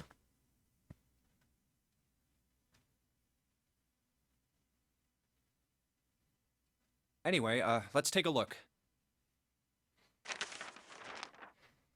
Junpei dug the ship map from his pocket and spread it out in front of him. As he did, Hey, What's that? Huh? Oh yeah, I guess I forgot to tell you. I found this a little while ago. It's a map of the B deck. before Junpei could finish, Lotus snatched the map away from him. let me see that. She ran her finger across it, muttering to herself. I knew it. See? Look. Yes, hold your horses. Junpei did as he was told. What did you figure out? Santa and June moved over to look at the map as well. This is handy. See? We came in here. Now if we go out there, then we'll be on the other side of the grate. With her finger, Lotus traced a path on the map. How about that? She's right. We can get out through there. There we go. Here, you can have it back. Satisfied that she had been correct, Lotus folded the map and handed it back to Junpei. Thanks. He took it and slid the valuable piece of paper back into his pocket. There's a card reader on the right side of the door. And that means the key card is somewhere in here, right? That seems the most likely. All right, we know what we need to do then. Let's get moving. First off, I say we split up and look for clues. Okay. Here we go.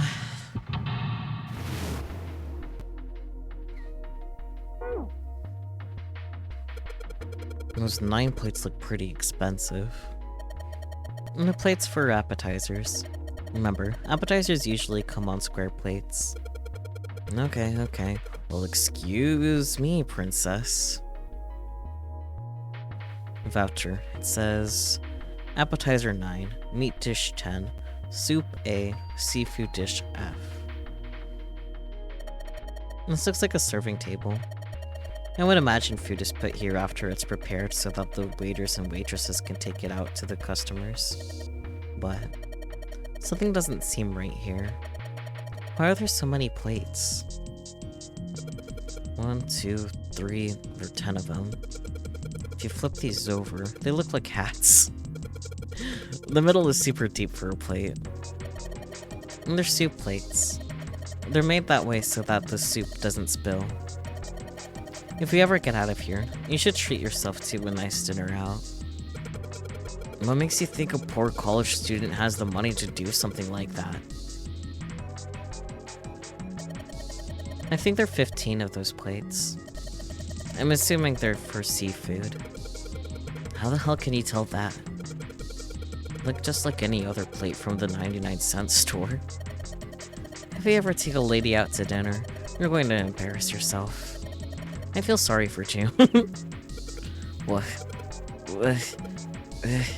Why the hell are you bringing up June? The lady doth protest too much, methinks.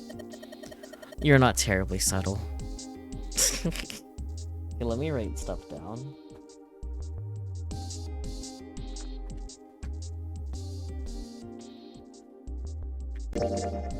I pressed a button and I didn't mean to.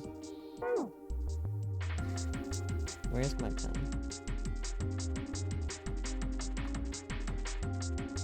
Guessing I'm using a different pen than normal. Okay, so 9, 10, 15. There's a bunch of little wavy ridges on this plate. And those plates are for serving meat. Fuck, you really are ignorant, aren't you? Come on, it's not like I need to know this crap. Jeez. Okay, we weren't given the number of plates for that one. This voucher at the end of the counter. This voucher doesn't match the number of plates on the table. It says appetizer 9, meat dish 10, soup A, seafood dish F on the voucher. And the plates on the table are 9 appetizer, 16 meat, 10 soup, 15 seafood. Okay, I need to write my notes in a different way then. So, 9 16 meat, 10 soup, 15 C. Maybe they're using hexadecimal here. Decimal. And hexadecimal is... It's a number system that goes 8, 9, A, B, C, D, E, F, 10, 11. You're familiar with base 10, right? That's the normal system of numbers. The base 10 equivalents for hexadecimal numbers would go like this. A equals 10, B equals 11, C equals 12, D equals 13, E equals 14, F equals 15. I'm writing that down.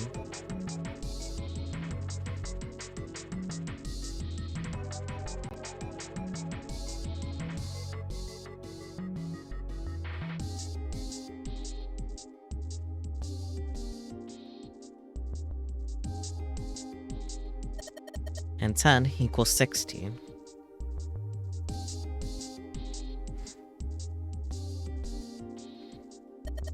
And the 10 becomes 16 in base 10. I know it sounds strange, but you can think of it as just 6 letters added onto the normal number system after 9. A equals 10, B equals 11, C equals 12, D equals 13, E equals 14, F equals 15, 10 equals 16, and so on. I think I get it. Hexadecimal. I wonder if it's some kind of hint. Yeah, maybe. Junpei, do you remember what I told you about hexadecimal code earlier? Yeah, of course I do.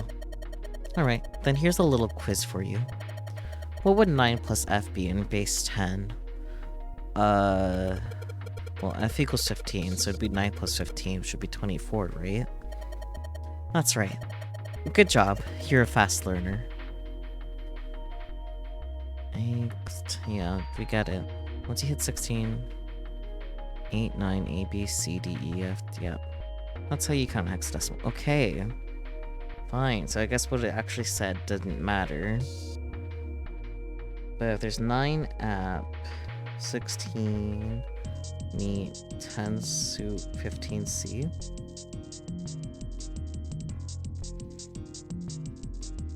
Nine, 10 AF? I don't know.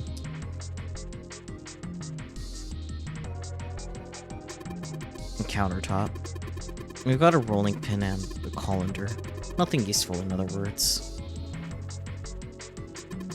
And that's the exit. There's a big ol' iron plate over the door. I don't think we can open it. It's a tank with a pipe coming out of it. Nothing really that special about it. Wow. This pot looks like it's made out of silver. I bet drinking tea from this pot would be really yummy. Spending a day off with June drinking tea. Could such a day ever happen for me? Jumpy? Oh, nothing. We don't really need hot water, so we should be moving on. It's a lot of notes. We got a bunch of stuff written on them, but it doesn't look like a code or anything like that.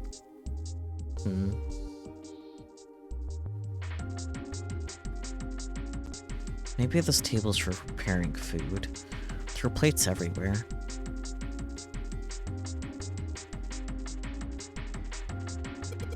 Alright, it's going. Do you think this was all part of Zero's plan?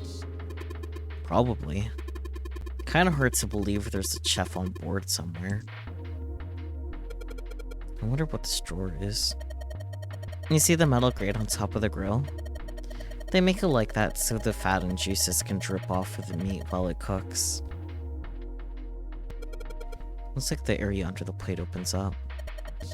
No, you can't. I already checked. It's sealed shut. I think that's where the coal goes. Trash can. There's nothing inside of it. Well, better than being full of rotten food, I suppose. Damn it, there's nothing in here. Hey Santa, digging through the trash really suits you. What the hell did you say? Listen, lady, I did you a favor. I knew you'd just piss and moan, so I did it for you. Oh my. I don't recall asking for you to do anything. Ugh. I gotta throttle you. Squeeze me. Does it feel colder in here? Oh boy.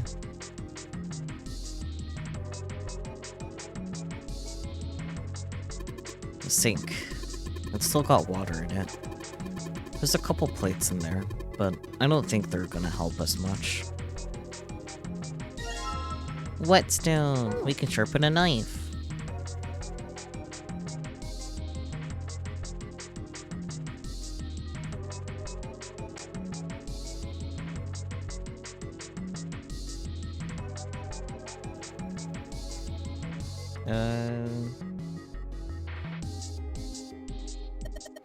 This is probably what you're supposed to use to enter the password. Maybe if you put in the right number, it'll open the oven door. Hey Junpei, why don't you try entering the numbers you found on the voucher earlier? The one that said appetizer 9, meat dish 10, soup A, seafood dish F?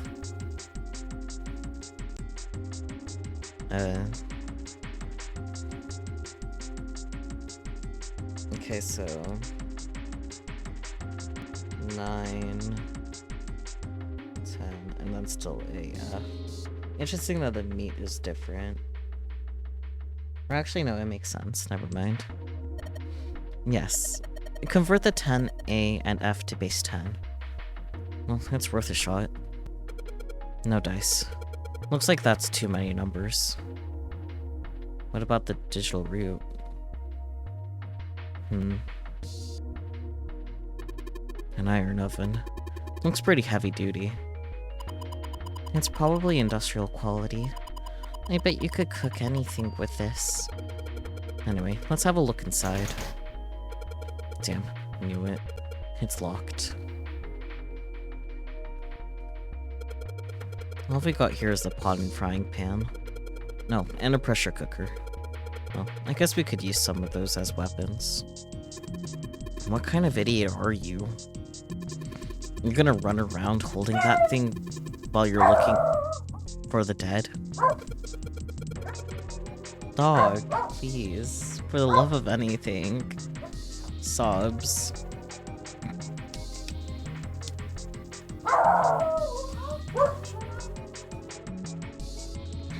My must dog. Hey man, it was just a joke. Why so serious? There are some bottles of seasoning in here.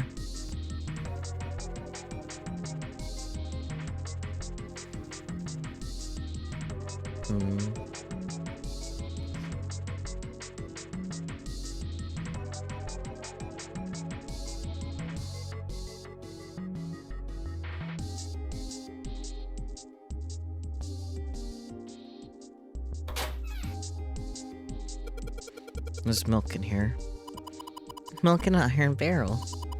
And judging by the rust, it's probably really old. Maybe we shouldn't open it up. I don't think it'd be a pretty sight. Cheese. Hey, there's something behind the cheese. You're right. Why don't we move some of the cheese? Alright guys, time to move it. June and I need to look behind you. And there's a little green bottle back there. Bottle of oil.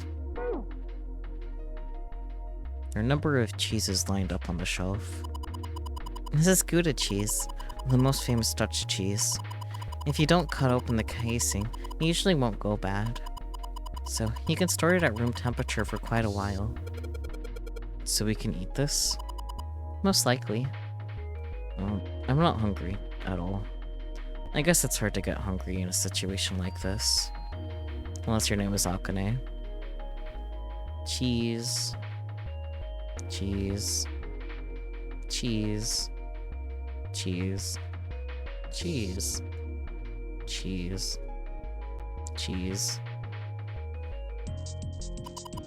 Jumpy, you're searching with such tenacity.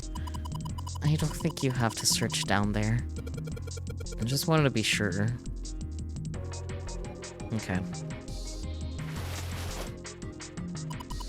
There's so much stuff in here.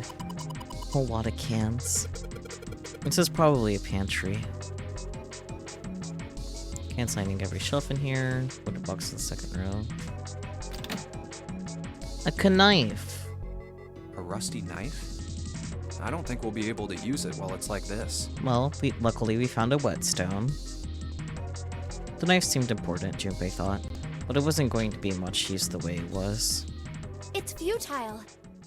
Futile? You know, a waste, useless, pointless. Oh. Any particular reason you wanted to bring that up? Oh, no reason really. Hmm. I was just thinking about futility. Huh? She wasn't making much sense. Junpei tried rephrasing his question. Why were you thinking about futility? At last she answered. Well, it has something to do with the Titanic. The Titanic? Yep. Have you ever heard the story that the sinking of the Titanic was predicted?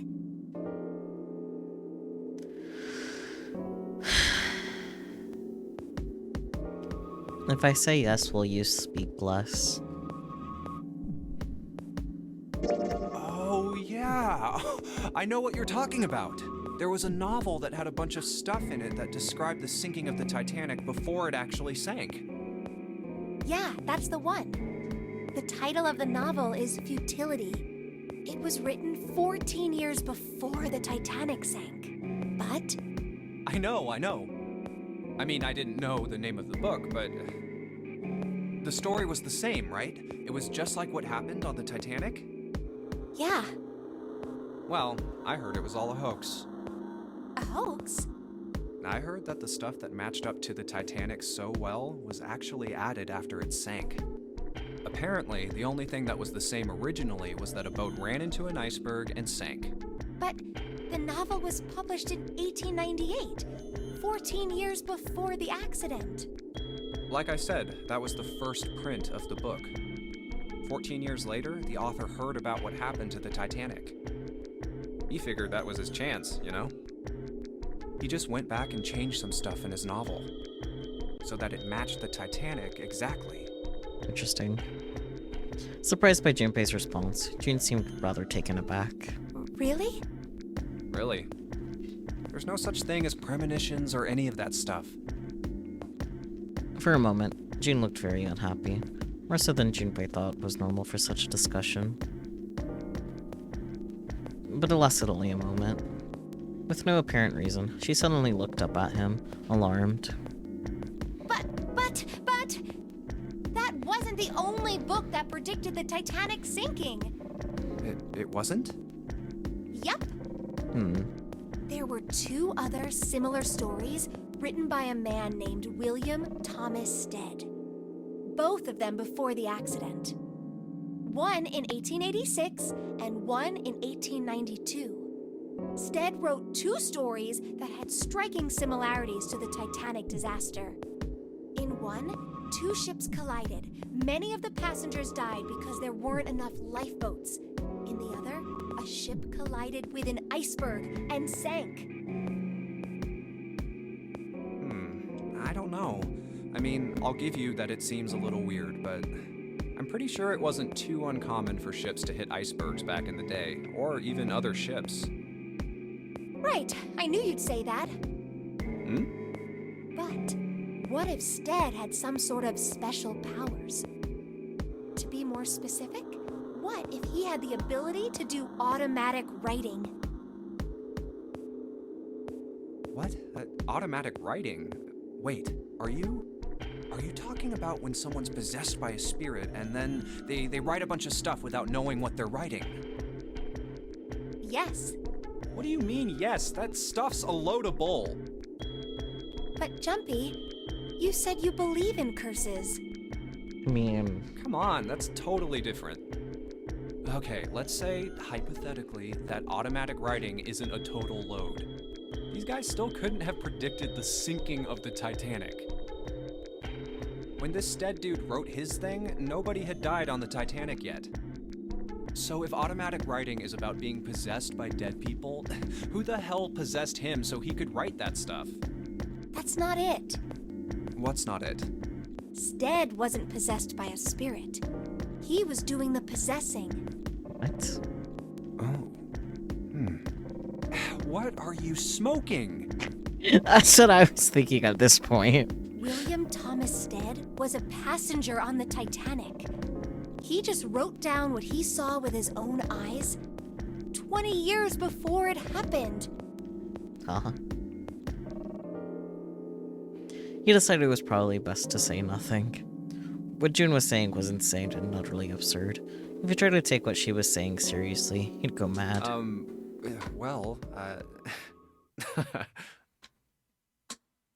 Junpei smiled uncomfortably. Well, why don't we talk about this some other time, okay?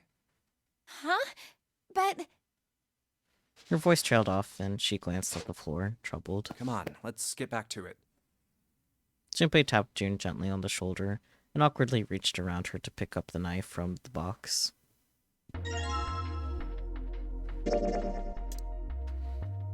Maybe I'll use the whetstone to sharpen the knife. The blade of the knife is getting sharper by the second. I should be able to cut something pretty good with this. Yay, knife! I must ask, Pichu, why did you think you need the oil and the whetstone for the knife? Because I'm concerned. But in box and second round, okay. You add water to a whetstone, not oil. That's why it's a whetstone. Because it's wet.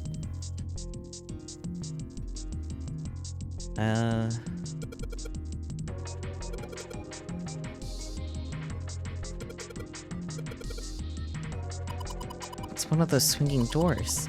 You see them a lot in between kitchens and dining areas and restaurants. Without this door, you need to run all the way around the partition to get the other side. That'd be a real pain in the ass, huh?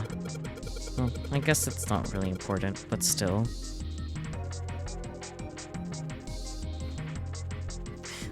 Wetting is the act of sharpening the knife, but okay, you're right, I think it is water. It is water! Like, I'm telling you as a matter of fact, you add water to a whetstone to make it wet.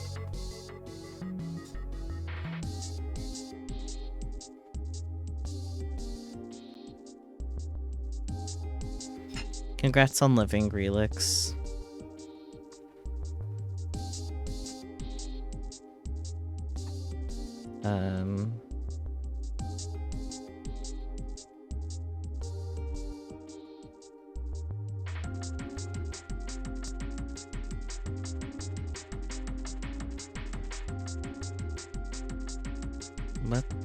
What haven't I done?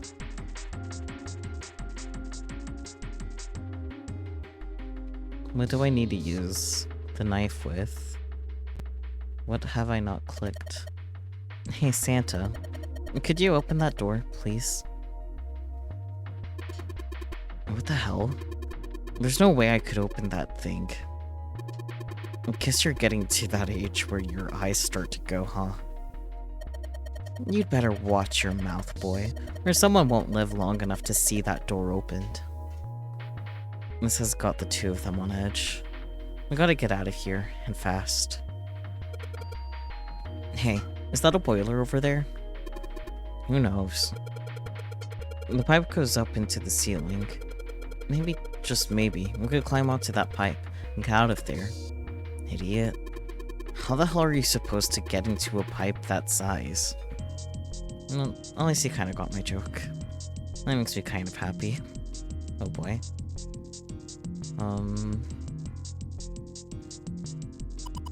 Wow, Jumpy, you can reach really high.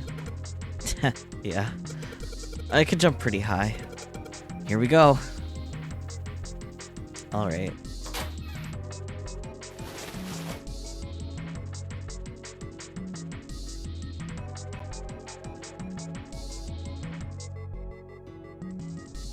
Fucking cheese. I mean, have a knife. Can't cut the cheese. Okay.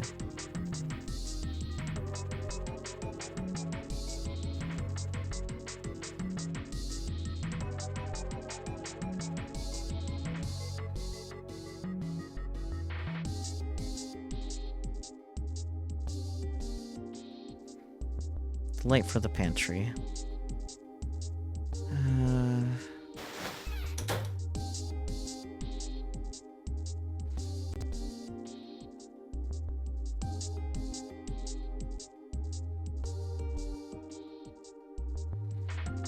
What am I supposed to do?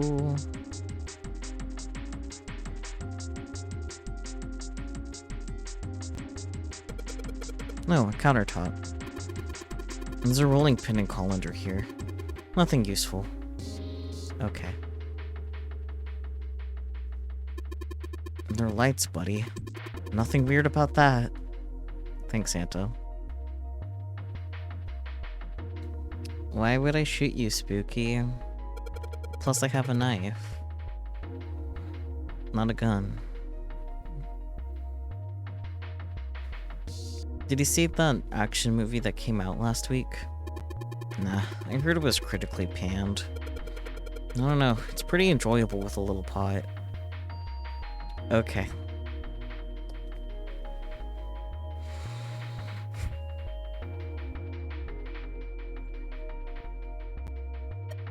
There's a pot on top of the stove. If there's some ingredients around here, we could cook something up for us. Notice, you can actually cook. Who the hell do you think I am? You'd better believe I know how to boil hot water and put in my instant noodles. You left my Red Bull behind? Those things are expensive, man.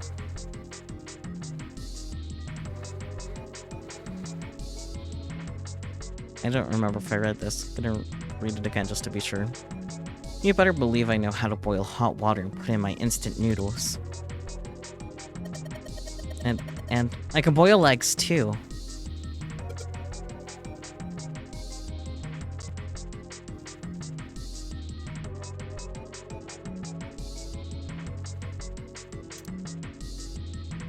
It's a grill. Some coals down there. They're bright red. Can't use the oil with that.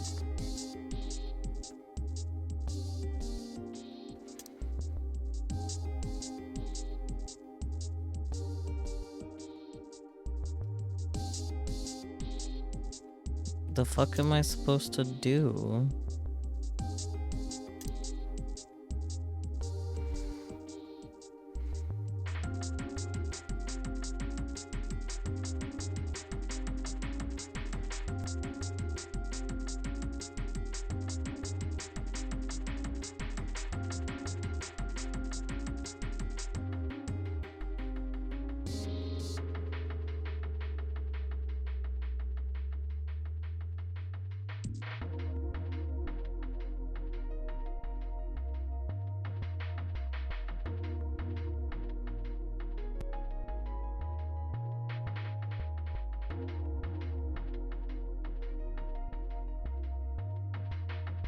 Quite actually, I genuinely don't know what to do.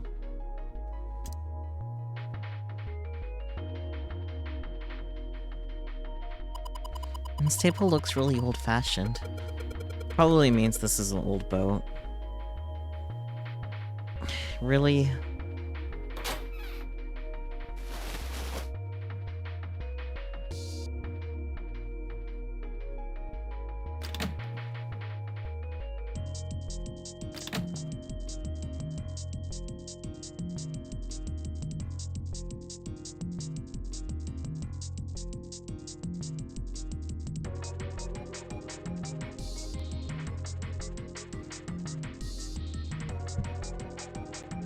I just hate this game sometimes, because what the fuck am I supposed to do?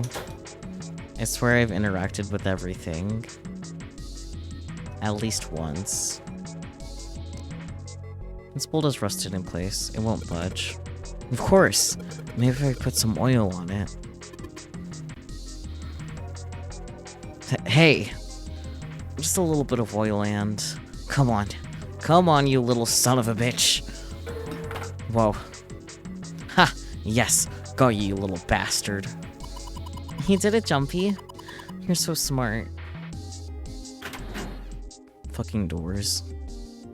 As Junpei walked into the room, a blast of cold air washed over him. Almost instinctively, he folded his arms tight across his chest, doing what he could to conserve body heat. Oh, it's cold in here. What is this place? Freezer. Are you blind? Perhaps. It's a freezer. Thank you, Santa. Santa's teeth had already begun to chatter. Hardly surprising. The freezer was far too cold for someone dressed as he was. Lotus, however, was an even worse situation. Oh, no way. That's way too cold for me. I'll freeze solid in seconds. Sorry, but I'm afraid I'll have to pass on this one. I'm going to leave the rest to you. And with that, she ran out of the room. As Lotus left, June came in. Oh, whoa. It's really cold in here. White puffs of steam hovered in front of their faces as they talked. June had already started to shiver. Hey, you don't need to be in here. You had a fever just a little bit ago. You should stay outside. We got this. No, I'm fine. My fever's gone now. But... Junpei had scarcely opened his mouth. Huh? When the thunderous sound of metal upon metal rang out from behind them. In unison, they spun around to find that the door they had only recently come through was closed. Well, that's not good.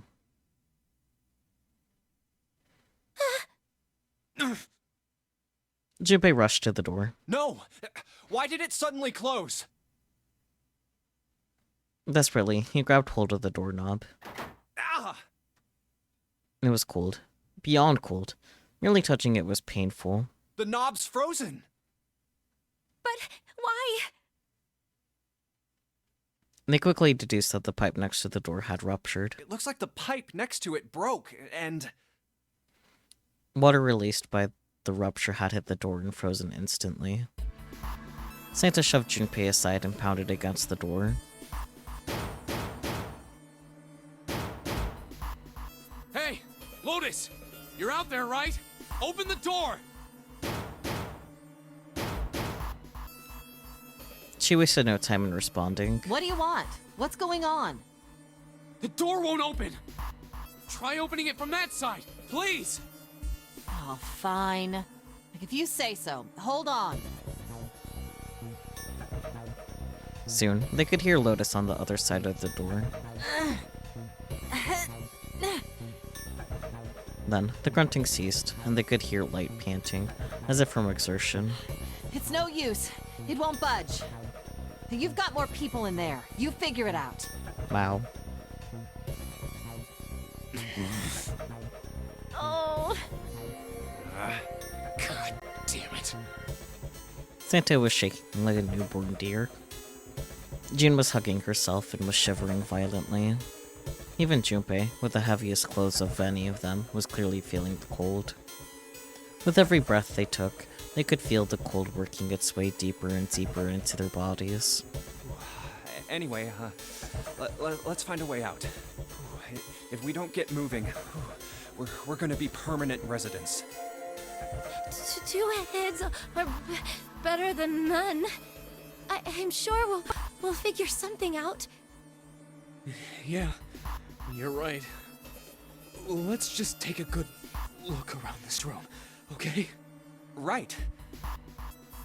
And they pushed in close to one another and began to search. That thing's frozen solid. This pork? Yeah, seems like it. What's this thing? Looks like a tag or something. Jumpy, is there a slip of paper in that meat? I think there's something written on here, but I can't read it like this. If we try and pull it out, it'll probably rip.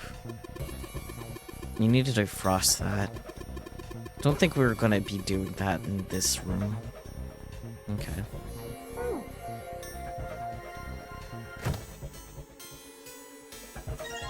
Dry ice. Junpei picked up the dry ice with his sleeves as to avoid burning himself. Dry ice is just frozen carbon dioxide, right? Yeah, it is. I wonder how warm it has to get for it to turn back into gas again. Hell if I know. How is that gonna help us anyway? Oh, well, I figured we might be able to use it to get out of here. They were about to move on when June spoke up. Carbon dioxide sublimation point is negative 109 degrees. Any warmer than that, and it'll turn into gas. Any lower, and it becomes a solid. Junpei looked at her, dumbfounded. Oh, how do you know that? Despite my looks, I'm the the queen of random knowledge. Looks bad to mess up when you're showing off.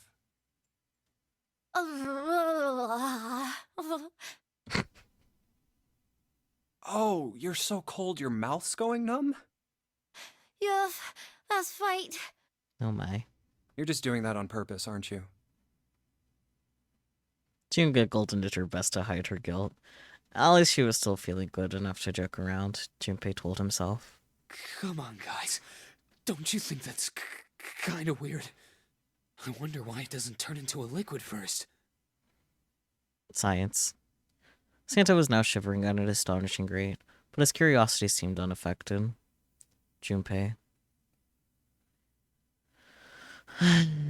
He wanted out of the freezer now. It did seem rather odd.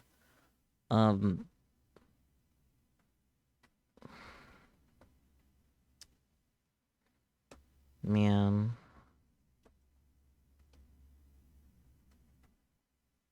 It seemed rather odd. It is kind of weird. June answered. But it can turn into a liquid. Liquid Carbon nitrogen. dioxide turns to liquid if you put it under high enough pressure. Yeah. You don't examine more things in the freezer. Well, I don't think that option had much to do with, like, examining things in the freezer or not. But at 1 atmosphere, normal air pressure... It won't turn into a liquid, right? Oh, that's right. Instead of melting, it'll do what's called sublimating and change immediately from a solid state to a gaseous one. See, that is weird. Water's a liquid between 32 degrees and 212 degrees. So why isn't that the case for carbon dioxide? Because they're different. She replied with an answer that stunned both of them. There's a kind of ice that doesn't turn into liquid when it goes above 32 degrees. Huh? I heard about it. Its melting point is 96 degrees. Ice with a melting point of 96 degrees? You mean there's water that freezes at 96 degrees? Yeah, well, you could also look at it as ice that won't melt until it's 96 degrees. Water that freezes at 96 degrees? Ice that won't melt until it's 96 degrees? Junpei was cold as hell, but this was too interesting to ignore. He did his best to warm up by rubbing his arms and stamping his feet, then put the question to June. So what's this ice with a melting point of 96 degrees called? I heard it's called Ice 9. Of course it is. Ice 9? Originally, Ice 9 was a made-up substance invented by a science fiction author. But recently, scientists have discovered that such a substance actually exists. Wait, hold up. So is this thing called Ice 9, or is it water? Like I said, if the ice is over 96 degrees, it'll be liquid. If it's under that, it'll solidify. So you could think of it as a polymorph of H2O. Here, think of it like diamonds and graphite. They're both made of carbon, right? But depending on the structure of the crystallization, the hardness and structure are completely different. So you're saying normal water and this Ice 9 are like that? Yup. She wasn't finished. Have you heard the story about the crystallization of glycerin? For 150 years after the discovery of glycerin, people cooled it, warmed it. They did all sorts of things to it. But whatever they did, it never crystallized. However, one day in 1920, some glycerin on its way to England by ship was discovered to have crystallized during the trip. Scientists around the world wanted to research this new, crystallized form of glycerin and asked for seeds. Oh, a seed is a sample of the original crystallized substance. With a seed crystal, further crystallization of glycerin would be easy. However, something very strange happened. Not only did the glycerin encouraged by seed crystals begin to crystallize, even the samples nearby did, even though they were tightly sealed. And it didn't end there. After that day, it doesn't matter where in the world it is. All glycerin crystallizes naturally when cooled to less than 64 degrees. Before that day, no matter how glycerin was cooled, it refused to crystallize. But once the crystallization had begun, it was almost like, how do I put it? It was almost like all the glycerin in the world was communicating. Communicating in some way that we can't sense. And now it's happening everywhere. Junpei. It's kind of annoyed. I mean... a little bit, but let's not let my annoyance affect the story. Kind of impressed. I was honestly impressed. It was, in fact, a pretty interesting story. Wow, that's pretty interesting. But, what does that have to do with Ice 9?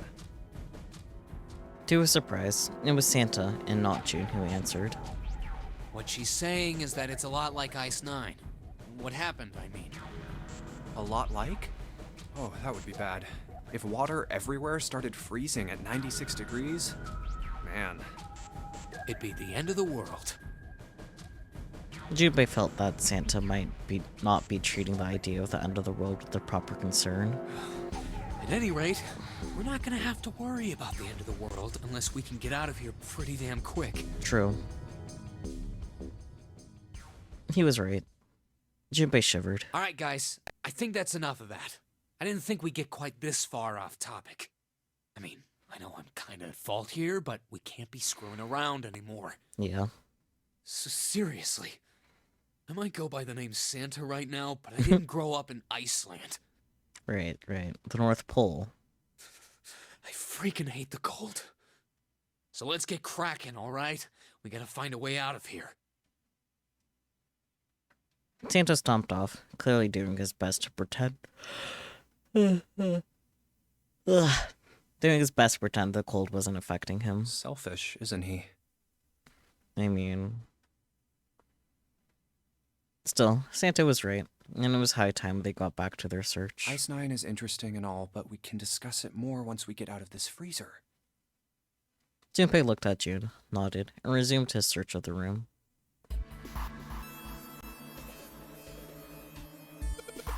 Everything's frozen in here. It doesn't look like there's anything else interesting.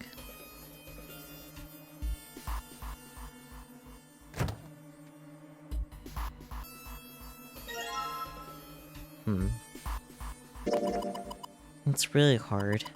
It's frozen stiff. Hey, June, can you say that again? Eh? Say it again.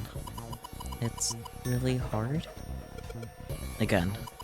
It's really hard. Thanks. Something wrong, Junpei? Your face is bright red. Nothing. I'm fine. If it's that hard, you can probably use it as a hammer. Yeah, good point. Maybe we can use it to break something.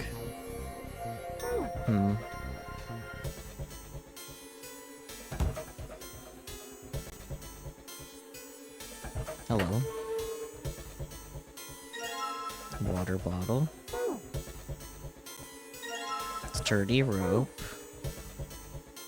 Isn't anything else in here that looks useful? Interesting.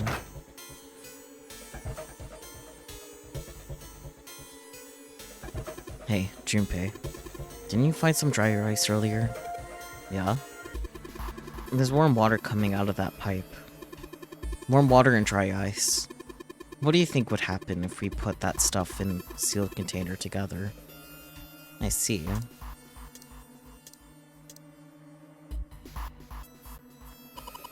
There's water dripping from this pipe. Looks like when the pipe burst, the water hit the doorknob and froze it in place. This water actually seems almost warm.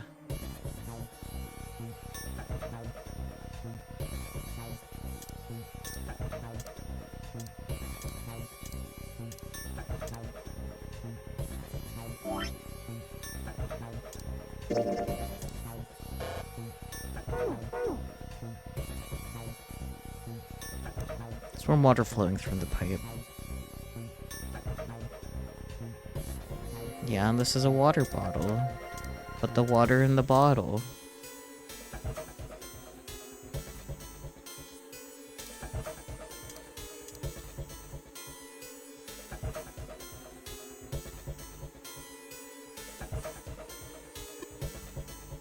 Let's start by putting the dry ice into the water bottle.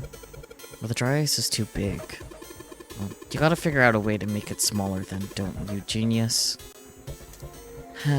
Knife. No? Okay.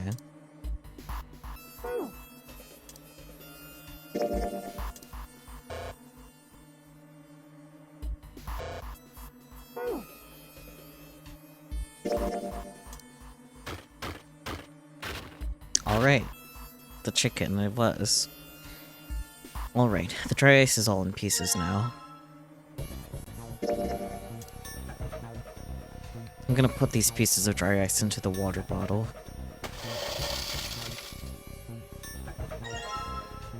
Water bottle with dry ice in it. Okay, now I can use it here. Warm water falling through the... Okay. Not yet, Junpei.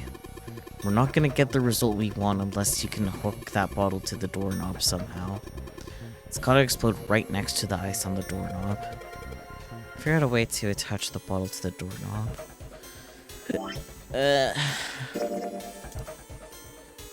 Let's tie the rope around here. Water bottle bomb.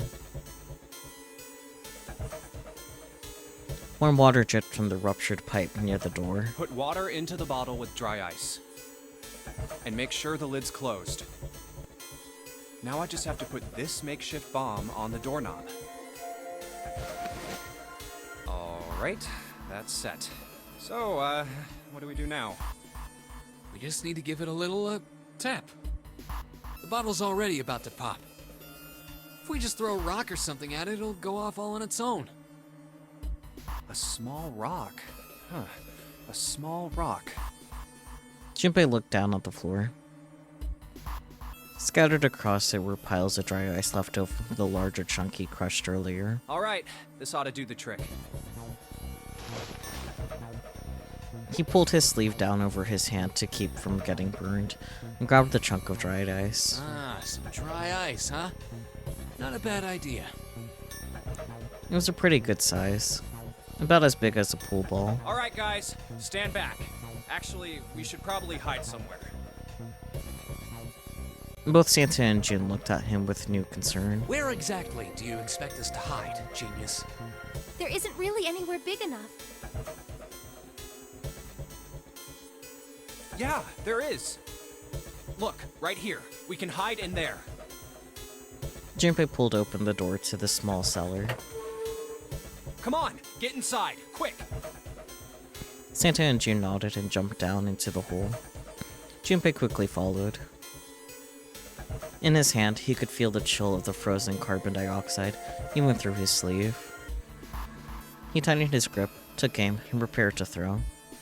All right, here I go. 3, 4, 5. You're counting the wrong way. That's what I was thinking, but Oh, oops. Junpei. That is a really sad excuse for a joke, man. Sorry, dude. All right, for real this time. You guys ready? Yes, whenever you're ready. Just throw the damn thing. All right, here I go. 3, 2, 1. Junpei threw the chunk of dry ice as hard as he could. With the same motion, he ducked down into the cellar with Santa and June, just as...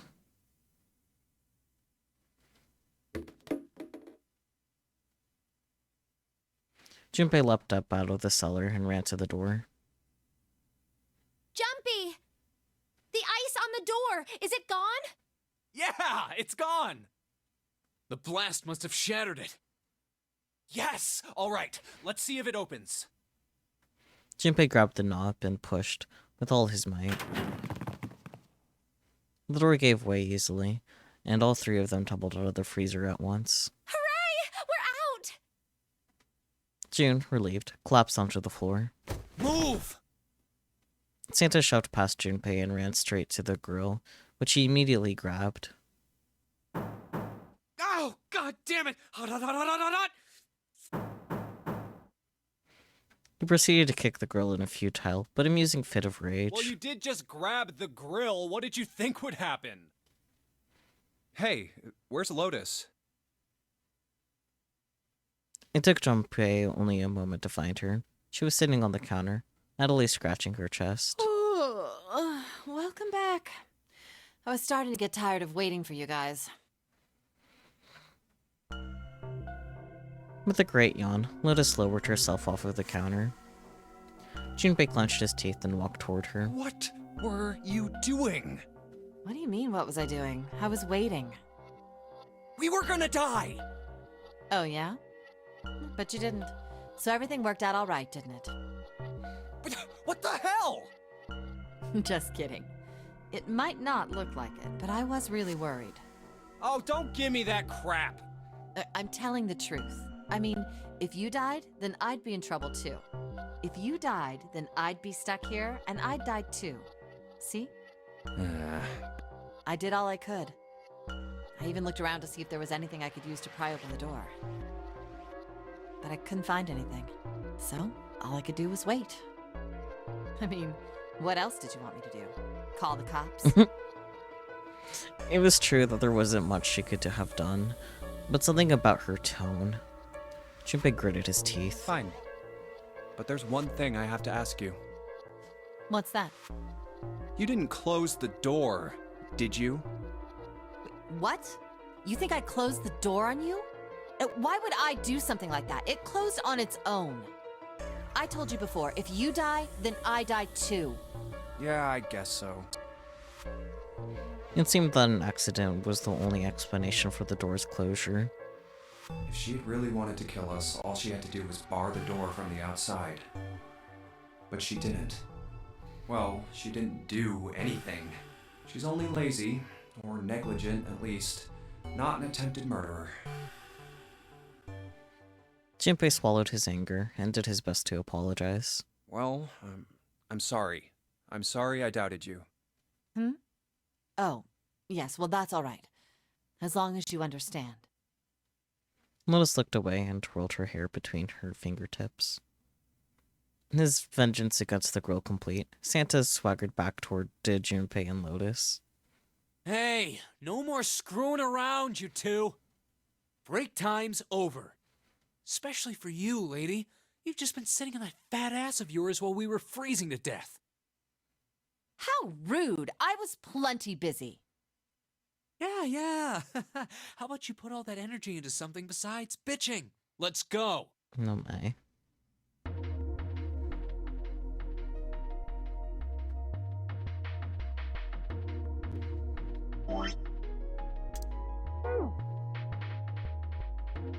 I guess I'll put this meat on the grill. Hey, what are you doing? What are you going to do if the paper burns? Come on, he'll be fine. I mean, it's not like it's gonna burn right away, right?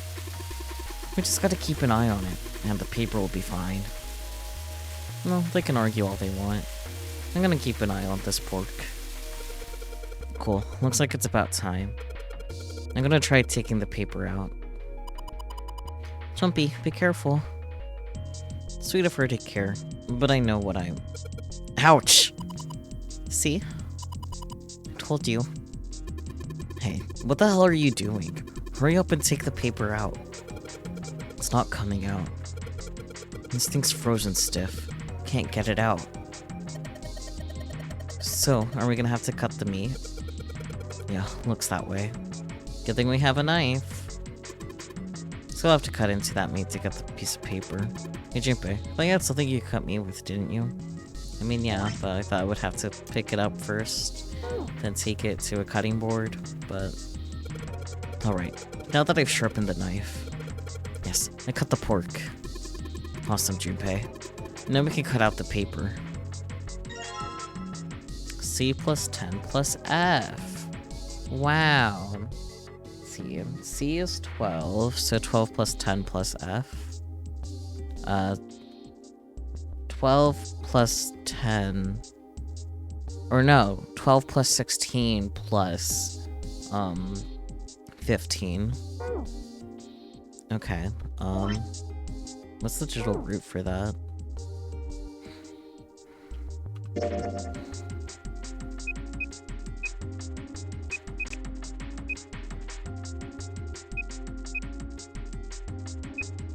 That equals 43, so 7.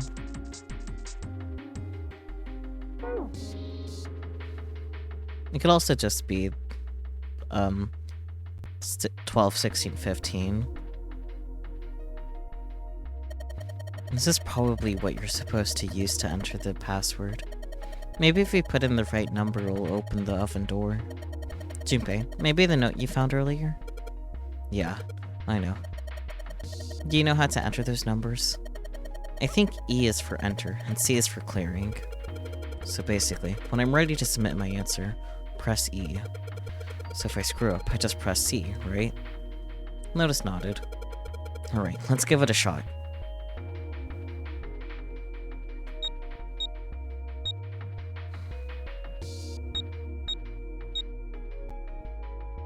Oh.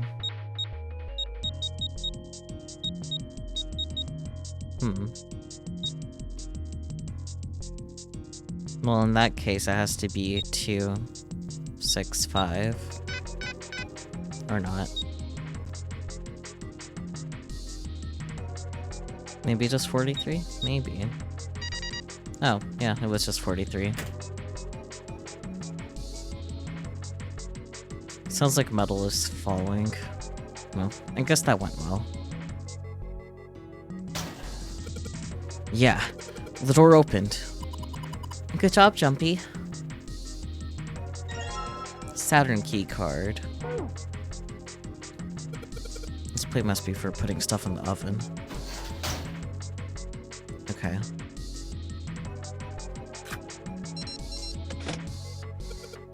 Yes. I think it's unlocked now. You did it, Jumpy. Let's get out of here. Yes. Let's go. I think we've been here before. A metal grate stretched from the wall to wall. Beyond it were 2 elevators and the entrance to the kitchen. The elevators are over there, so that means... We went into the kitchen through that door and came out on this side. That means the map was right.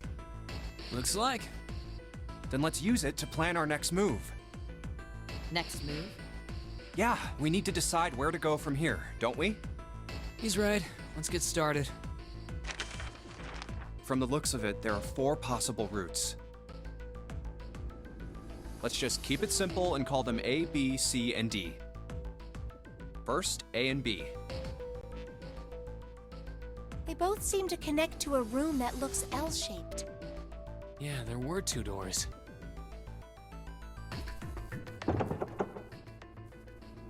But they were both locked. We couldn't open them. Now, Route C. This goes all the way to the main staircase. That means it's door 5, one of the numbered doors. Then do you think we would meet up with the other 4 after this hallway? No, I don't think we will. Why not? Look, there by the stairs. See how the gate is opened? When we went into the kitchen, it was closed. But it's open now. What do you think that means? They opened it. Most likely. And if we take Route C, we're going backwards. That would be pointless. Then that means... All 4 looked at the map. They all looked at the staircase, its lazy curve leading down, deeper into the ship. Route D, then. D it is. Yup, Route D. Then we're set.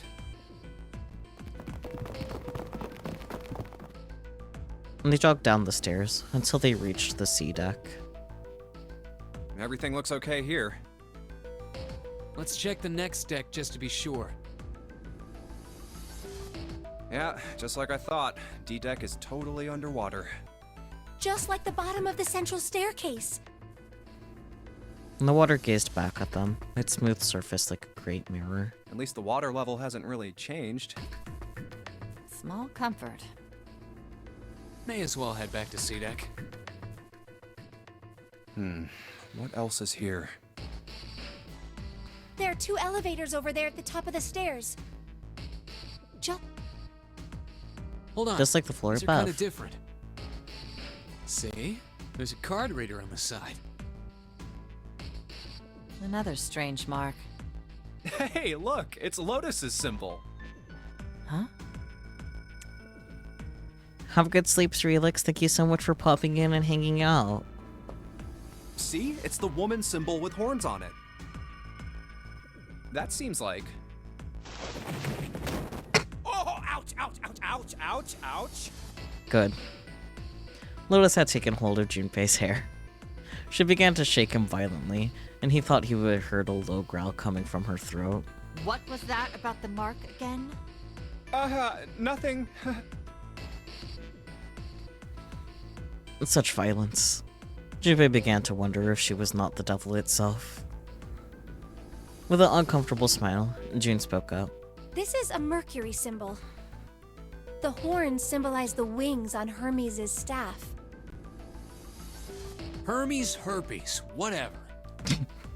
Herpes? Really, Santa? If we can't get this thing to work, these elevators aren't going anywhere. True. In other words, we need a key card with the Mercury symbol on it. Probably. I guess we can't get on that. Let's just disregard the elevators for now. How about this hallway on the left? Whoa, there's so many doors. They weren't sure how many, but certainly enough to be discouraging. Damn it. If we try and search all these, the sun's gonna go down before we've done half of them. I think the sun already set. I have a feeling this ship is the only thing that's going to be going down anytime soon. That's even worse. Well, we can come back to this hallway later. Let's check the hallway on the other side, shall we? Time to head back to the stairs. To the right was a small hallway. And now the right hallway. Quickly, they headed into it. It was approximately the same size as the alcove in front of the stairs. The hallway led toward the stern, and at its end was a set of double doors. There are doors here too. Well, I guess it's just 4 this time. Let's open them. All right, let's start with this one. Junpei nodded and grabbed the one closest to him. He gave it a small tug and felt it move. Oh, it isn't locked. I'm going to open it. Thrilled to have found an unlocked door, he threw it open. Junpei didn't know what to make of what he saw. What?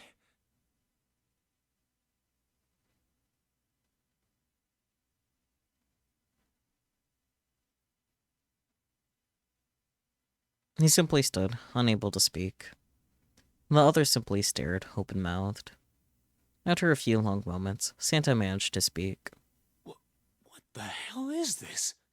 This place is huge. A massive room stretched out in front of them, more a cavern than a room. Its vastness was oppressive and bore down on the 4 companions. It was not empty, however. The entire room was filled with lines upon lines of beds. Oh, there are beds everywhere. They were simple things, a little more than pipe and thin mattress. Is this a hospital? He had at last been able to put a name to the harsh scent that pervaded the room. It definitely has the smell. Could be. I see medicine cabinets and surgical tools. Hey, look there. The 4 doors at the end. 3 of them were emblazoned with large single-digit numbers made with thick red paint. The left door says 3. The second door is blank, but the third has a 7. And the rightmost door is 8. There's no doubt, they're numbered doors. Why is the second door blank? That seems kind of strange, don't you think? No point worrying about it right now. Let's see if these will open first. Yes, that sounds like a good plan. Junpei headed toward the doors, moving his way between the beds. He started with door 3, on the left, and moved to the right until he reached door 8.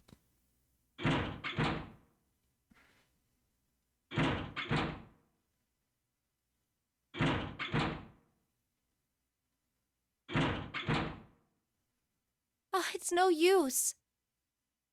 Well, of course. If it was that easy to open these doors, what would be the point of the notary game? We have to activate the red, or the numbered doors won't... Wait a minute. What's wrong? Look, the display on the red. There's nothing on it. Huh? Don't you remember? The red at the central staircase? If no one was inside, it said vacant. Oh yeah, you're right. But this one... There's nothing on it. Right? I wonder if it's broken. Only one way to find out.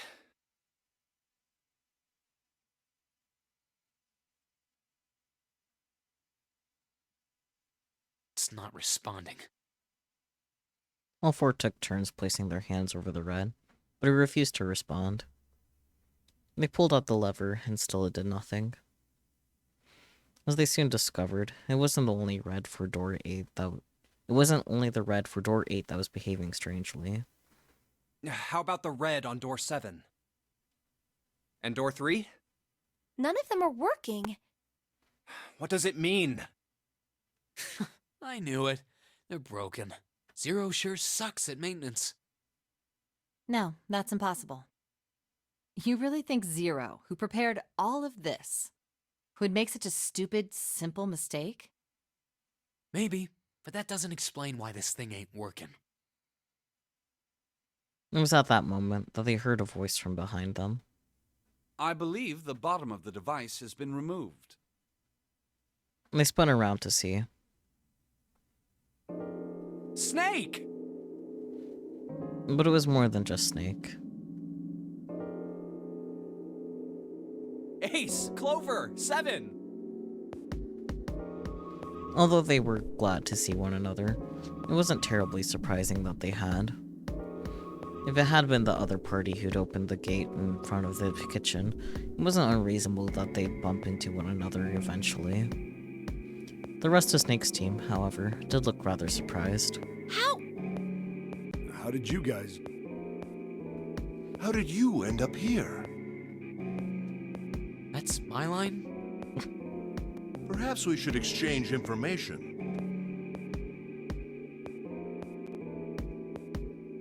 After a moment of silence and surprise, everyone suddenly began to talk, desperate to exchange information. They talked about the rooms they'd been through, and how they ended up in the same place. Of course, none of it was very useful information, but that hardly mattered. They were happy to simply see one another again. Although the level of cheer varied greatly from person to person, each one of them was wearing some manner of smile. Almost as though they had already forgotten about the death of the ninth man. No, thought Junpei. Perhaps that wasn't it. Perhaps thoughts of his death were what drove them to smile at one another. Not in a morbid or hateful way, no. The ninth man had died. But they were still alive, and that was something to be happy about. A sort of simple, uncomplicated joy, Junpei thought. The joy of being alive. Still alive. He felt sorry for the ninth man, but more than anything, Junpei was just happy to be alive.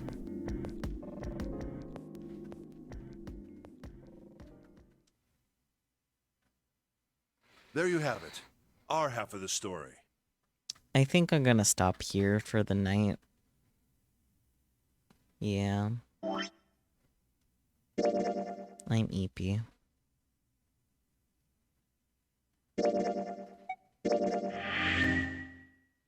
So far, interesting what's been differing already and whatnot. I am still pretty sus of June and Santa. They haven't given me any reason yet to not be sus of them. Yeah.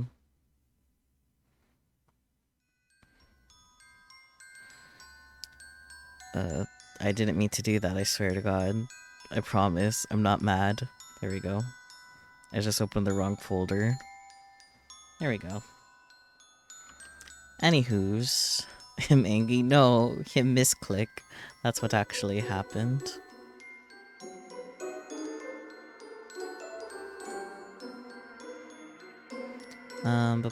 Let's see.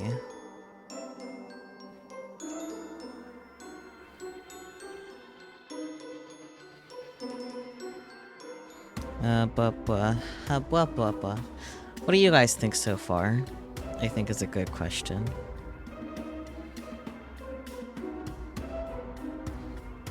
Interesting. Fair.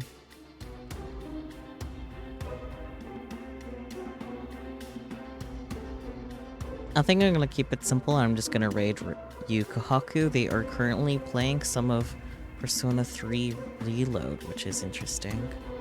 You're also sus of Jade and Santa, but man, you love puzzle games. That's fair. I like puzzle games when I don't have to hurt my brain to figure out what's going on. Yeah. But I think that will do it for tonight. Tomorrow we should have our regularly scheduled nap, and I will post the weekly schedule on the Discord some point tomorrow, and it'll be up on Blue Sky on Tuesday. But it should just be more of the same. Nothing is expected to be different from the usual schedule. But yeah, thank you guys so much for joining. As always, I appreciate your viewership, and I'll catch you all next time. Yeah. I hope I haven't fucked up anything to not get the true end, but we'll see what happens. It's too early to know for sure. But until next time, bye bye everyone!